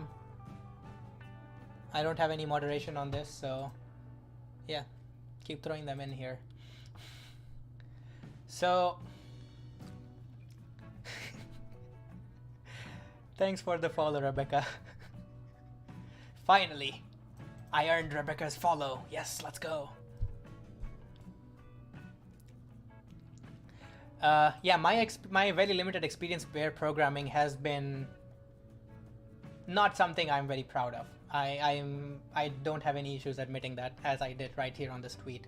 And honestly, if anything, when watching this talk, I'm like, okay, I was probably even more terrible than I thought. So I almost feel like I need to like message the people who I paired with and like give them an apology letter at this point. Be nice with your critiques. Yeah, I'm trying to be. I'm trying my best.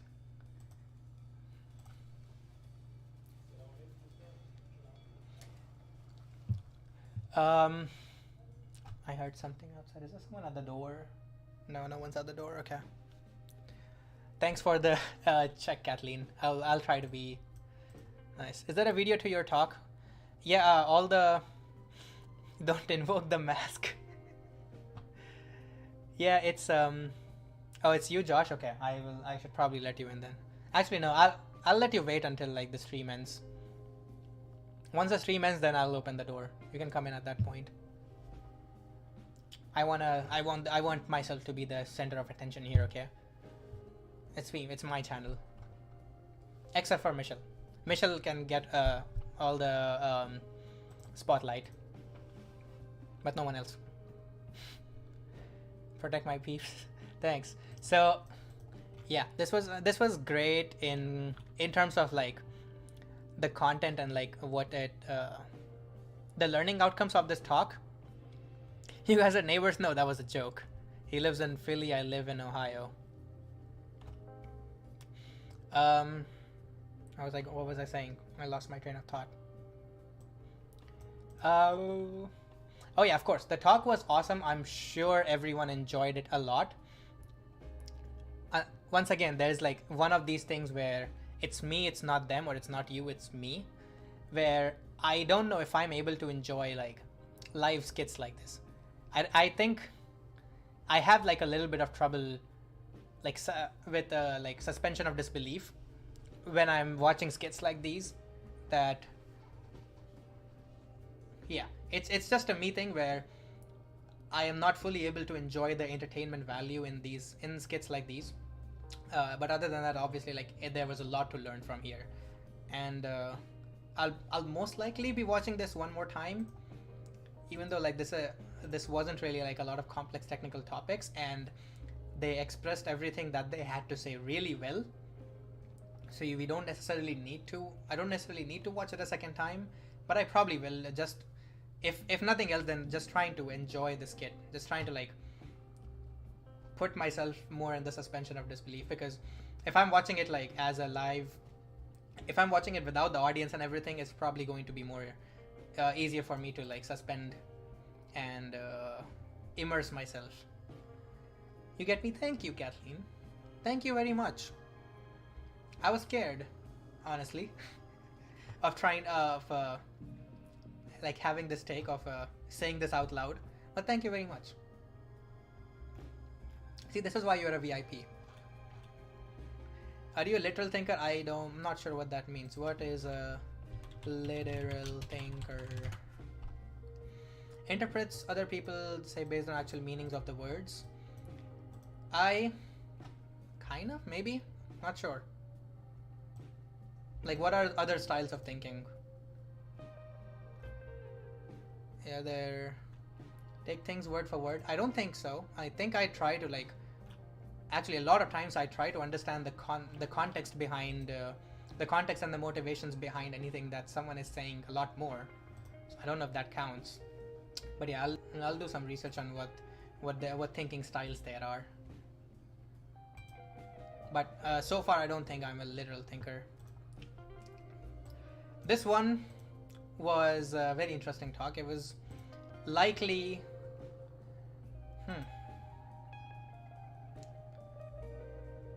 Do I want? Was this the most insightful one for me? There were some very good insights in here. I don't think. You know what? I'm going to refrain from like comparing the talks to each other. But yeah, this was an amazing talk to end the session on, or end the conference on. One of the key things that they just made me realize, and I'm pretty sure they made a lot of people realize, is that developer health is a thing, and from his idea, like what he calls developer health in this talk at the very least is just what we call DX or developer experience or ergonomics or things like that. He just calls it developer health, which was a very interesting perspective to look at that. Can you make a video on how to grow on Twitter? I don't know how to grow on Twitter. If I knew how to grow on Twitter, I would have like a lot more followers than this. I would be 10k, 20k something. I don't know how to grow on Twitter. I'm sorry. Yeah, I mean, it was a very interesting perspective on like, it's developer health. It's not just ergonomics or like how easily can you use something. It's those ergonomics, those DX things, they impact our mental health to a pretty good extent. So that was a pretty interesting piece of insight. So much more impactful than my random followers. I don't know. The only way to be sure about that is I'll have to look at like other people who have 5k followers, what they are doing, and how do you define like impactful. I wouldn't say that my 5k followers are impactful, because when I make tweets, like 8 likes, what else? 17 likes because like I tagged a bunch of people here. Let me scroll down to like some of the random tweets. Tagged a bunch of people here. 5 likes. This was a hot take. So never mind. 6 likes, 7 likes, 16 likes because I tagged Next.js and Amped. 23 likes because I tagged Adam and Dax. 4 likes. Yeah, 8 likes. I don't necessarily agree that my followers are more impactful, because like over 1,000 of my followers came just because I was sitting in a space with Elon Musk. So 1,000 followers are not even there for me. They're there for Elon Musk, and they just didn't unfollow when they realized that I'm not Elon Musk. Anyways, yeah, this talk was again a great perspective to look at the thing that we call DX, and also like it was at one point it kind of felt like it was a demo fest, because he brought out like he whipped out Quick, like showed everyone what Quick can do, which is great. At a React conference, bold move. He talked about replay, debugging. He did like server component stuff. He's just going demo after demo after demo. Which is like, bruh, are you not afraid of the demo gods? Demo gods are the scariest thing that exists for any conference speaker. And he's like just doing demo after demo, and didn't actually go wrong. Like a lot of pretty sure a lot of his demos just worked. This guy has a deal with the demo devil, or something. Caught up to him at the end a little, yeah. And another thing that that was like really interesting about this talk, that it felt like it felt like when you meet a friend after a while, who's very interesting in the thing that you were doing. You missed how Rashmi slayed the demo gods. Oh, okay. Let me. What was her talk? Oh, machine learning model. Yeah. Again, I'm not interested in machine learning model, but now that you have said that, this is on the top 3 of my to-do list. Or to watch list. Yeah, this is top 3. Thank you very much. But yeah, the other thing that I found really interesting was like a lot of this talk felt as if like it's a friend who's meeting you. Like you meet a friend and like you're talking to just that friend, and you have like you're using a lot of cool things, and you're just like, oh hey, I have something here. You want to check it out? Let me show this to you. It's very amazing. Let me show you what it can do. Like it's just someone who's genuinely fucking excited about everything that he does, and just wants to share it with like a group of friends. That was the vibe of this talk, which again, like great way to close out the conference. Everything about this talk, the focus on developer health, the amount of demos, and like just throwing all of this new stuff at everyone, like that had the vibe of like, okay, we talked about React a bit, but you know what, there's a lot of cool stuff that we still didn't talk about, and I'm going to just lightning throw everything at you at once. And then of course just the vibe of like someone genuinely excited about his job and his tools, and just sharing it with the friends. So yeah, that's my critique of this talk. That, I believe, rounds out all the talks. Awesome. Oh, I forgot to do this. Tejas on Twitter. If for some reason you're not following him already, he is a great follow.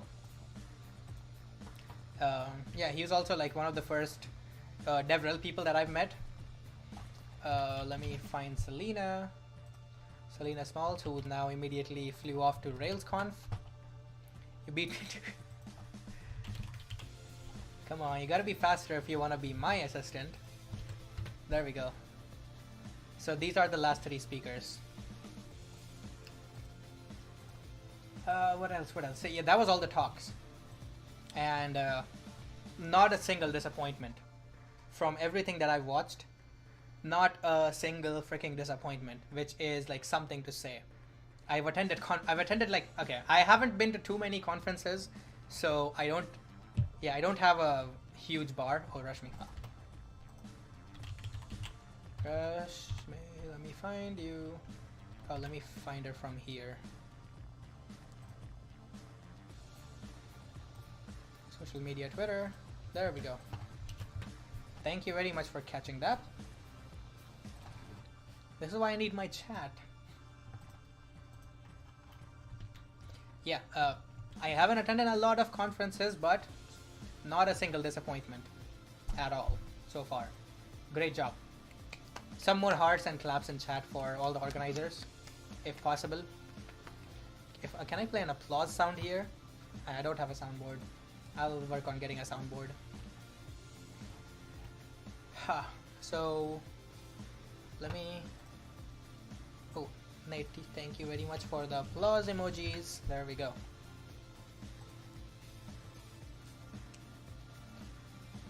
That was a fun rant. What else do I have? What did we do right after? After this, I think I just... a lot of us were just mingling around trying to figure out where to go. Oh, a lot of photos, yeah. I didn't really take almost any photos day one. which kind of sucks because a lot of people I only met on day one, and I don't have any photos with them. And like obviously like I had to kind of focus taking all my photos on the second day, and I only realized that I am missing out, that I'm not taking photos when this happened. I was talking to when I mentioned I was talking to like Gabe Greenberg, Hank Taylor, or like I was listening to them. I wasn't talking to them; they were talking to each other. Sunil just came by, and like he had his phone like already ready to go, and he just took a selfie, and that was like pretty much like at the beginning of day two. So that immediately like hit my head. Okay, oh shit, I need to take more photos. I need to take more photos with these people because I'm going to forget, and I need to take more photos. So after that, I took a few photos with some people. Again, I kept on forgetting just because of like how amazing conversations I was having with everyone. So like I was completely like pulled out of the situation that I am at a conference where I'm meeting people and I should be taking photos, and it was just completely like immersing me in that conversation, which is usually a good thing to have, but in this case it kind of hurt me because I wasn't able to take a lot of photos with everyone. So yeah, we took these two when right after all the conference talks finished. I called this one I Met the Men in Black. I thought it would be a fun joke, but then fucking Hassan didn't wear his black shirt, and Jeff recently stopped at Vercel, so now obviously he's at the exact opposite. Now he has to wear white shirts all the time, so they ruined my joke, but I still wanted to make the I Met the Men in Black joke. Also because like yeah, I tried to kind of play into like Dax's joke earlier, which was that when he said the Vercel people came to his doorstep and threatened him to say Next.js is better than Remix. So I'm like, okay, so they are actually Men in Black. And also when something happens on Twitter, they are relatively quick to like jump into DMs and talk it out, which can sometimes be seen as a intimidation tactic. Always with cool shits, then not always, man. I try to. And obviously we had to take like a group photo. We also took one like just the 5 of us, but yeah, this was a lot more important.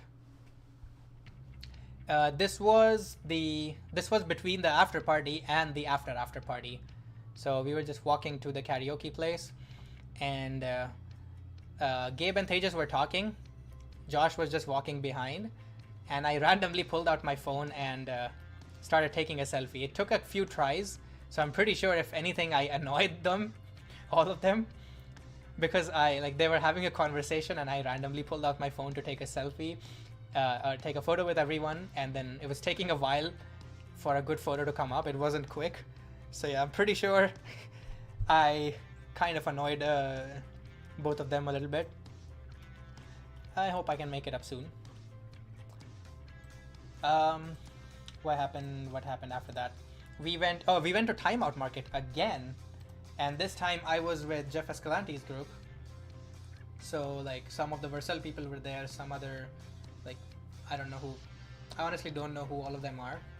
I should have like taken some time to introduce with everyone, follow everyone on Twitter, but I was a little too exhausted with networking already. So we chatted at Timeout a little more.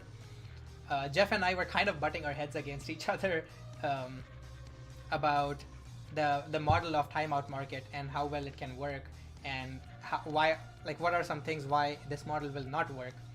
Like for example, there is a competition for the restaurants to get in, but like what if the person who's judging is unbiased, or like what if the person who's judging is biased?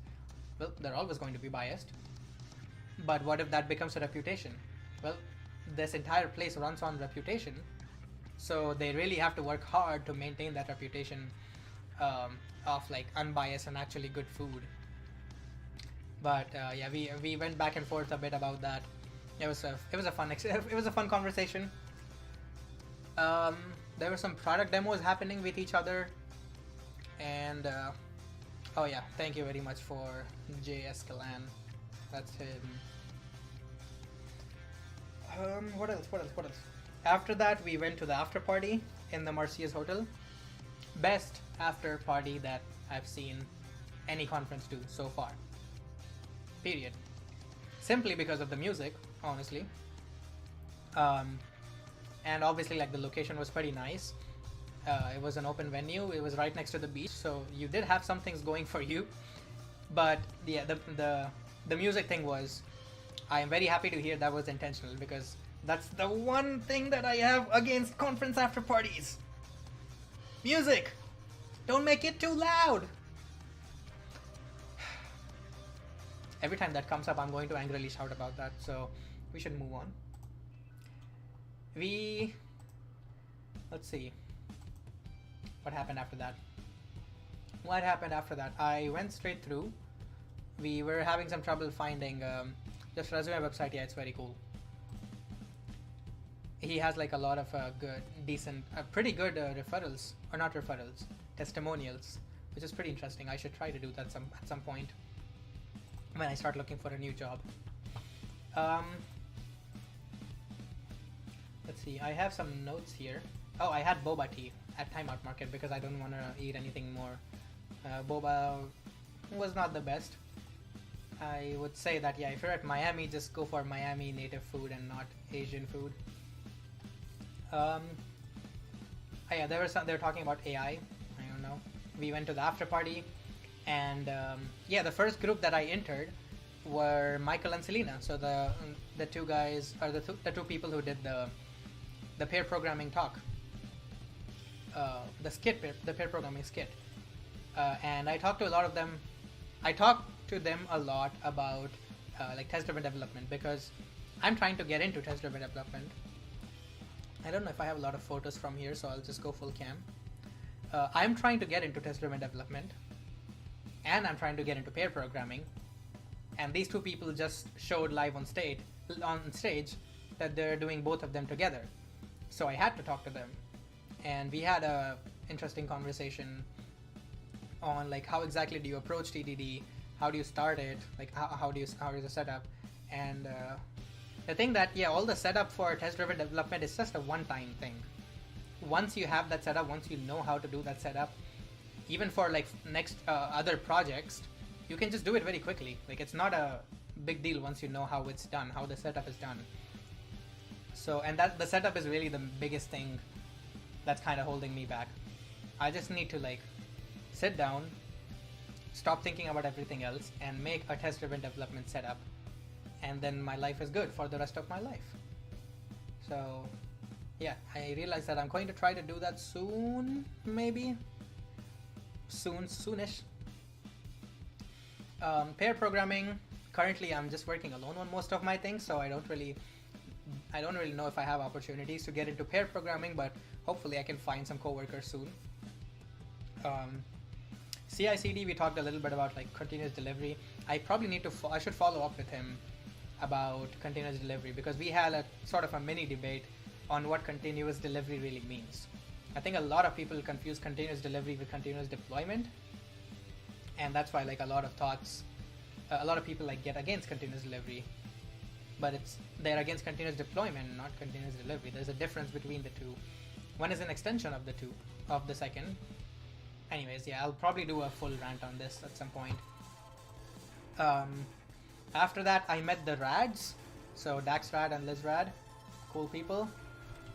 Let's see, Dax. This is Dax. He's already been in the chat, so I'll just put him in here again. And I met Liz, who apparently now likes me, so cool. Looking forward to meeting her again. And they're both building with Boomi, which is pretty. I know nothing about this. I'm sorry. I'm sure this is a great product. Oh wait, PartyKit has its own thing. Cool. Yeah, I met both of them. I didn't make the best first impression. I think I started off with a weird joke, but that's totally Dax's fault, not mine. Kathleen came over with a bunch of glow sticks, and I don't think I have a photo of like, I have a picture of like what we did with those glow sticks, but I built like, I connected 3 or 4 of them together and made a necklace. Let me go full cam. 3 and 4 of them I made a necklace like that. Well, that's a ring. Some people had more fun necklaces, but I think mine was fine. I had one on each hand, like as a bracelet. Also fun. And the most fun part is I connected 4 of them like as a chain, and I hung it from my like the belt thing. So I enjoyed that. And I was pretty much like walking around the entire night, like completely dripped out like that. Yeah, glow sticks for everyone. It was it really brought some shine into the party. The glow sticks, you know. Should I say some glow to the party? Yeah, never mind. It's been too late to amend. I cannot do git commit amend joke.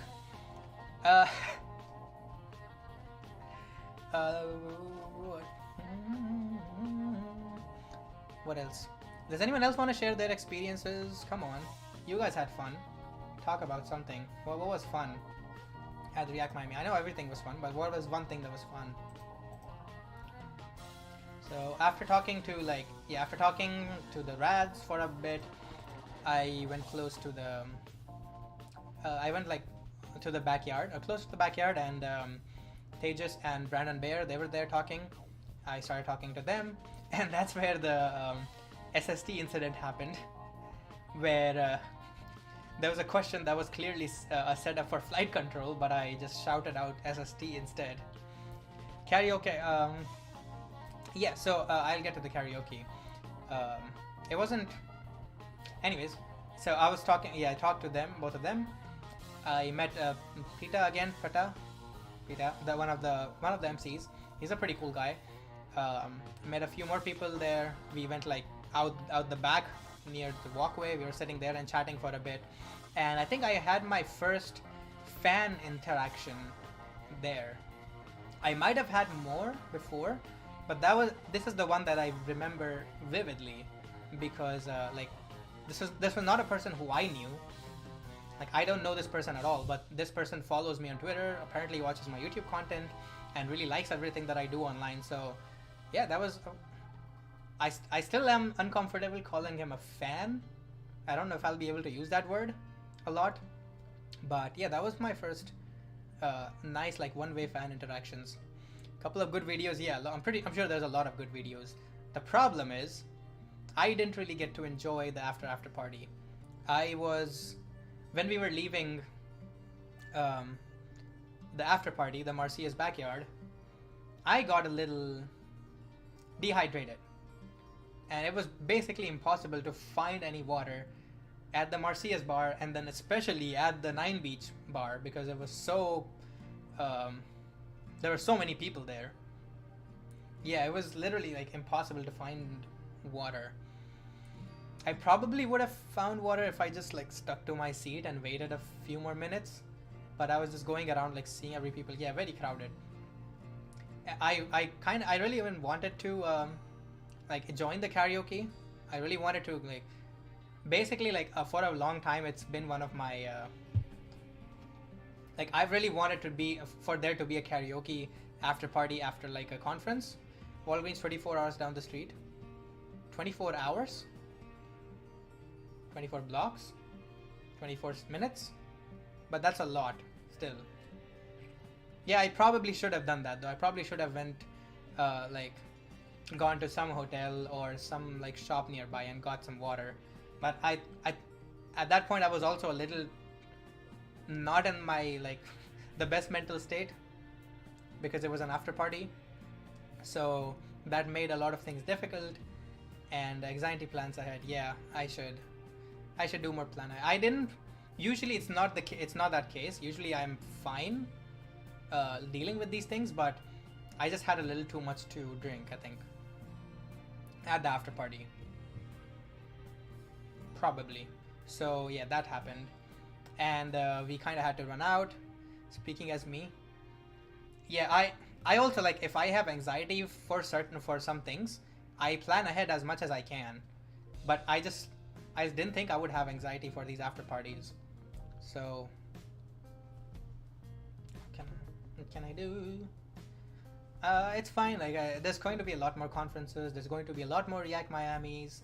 So I'm sure I'll get more chances to karaoke.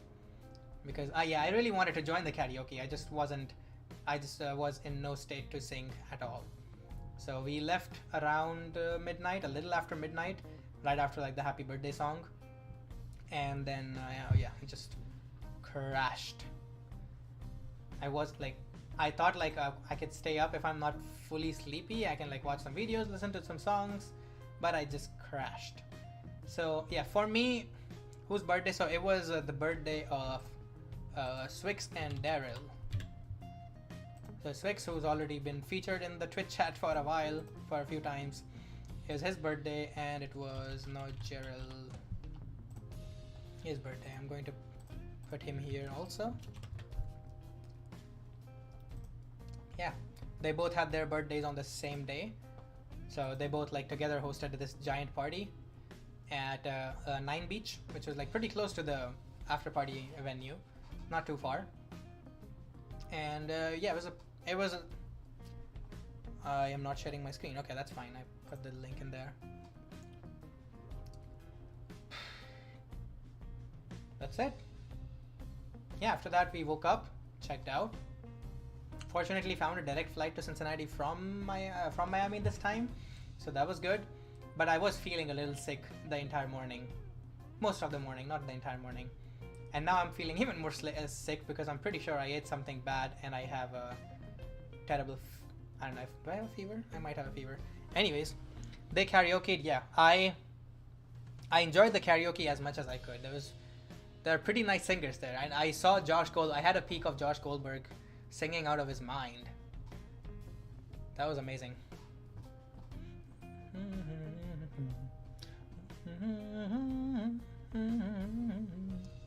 That sucks feeling. Yes, that sucks somewhere. Thank you. That sucks a lot. Feeling sick also sucks, but that sucks a lot as well. I don't know if I really have energy to do much now because I thought I would like do this entire rant and I might work on some projects or something. Not sure if I have the energy for that, so I might just raid someone and go and get a nap or something. Did you guys enjoy? How was the story time? How did you guys enjoy that? You've been here 3.5 hours? Yeah, that's not enough. Like I've streamed for like 5 to 6 hours before. Great recap, thank you very much. I wasn't expecting this to be 3.5 hours. I honestly wanted this to be like an hour or something so that I can later cut it down into a smaller YouTube video that's probably like under 30 minutes, maybe under 20 minutes. Well, looks like that's not gonna happen. Where's your hydration, sir? Right here. Wow, that was not enough hydration.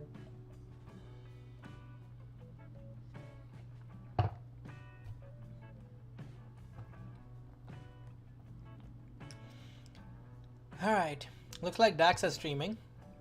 You wanna raid Dax? Let's raid Dax. / raid THDXR. Thank you guys very much for showing up. I'll still try to make it into a YouTube video at some point if I can, and I'm definitely going to watch all the talks on YouTube and like do a review on Twitter for like each of them. Yeah, thanks a lot. Go show Dax some love. I know he doesn't like me, but he has to. YouTube, no one's there. So I don't need to say bye to anyone. I'm just gonna end the stream there.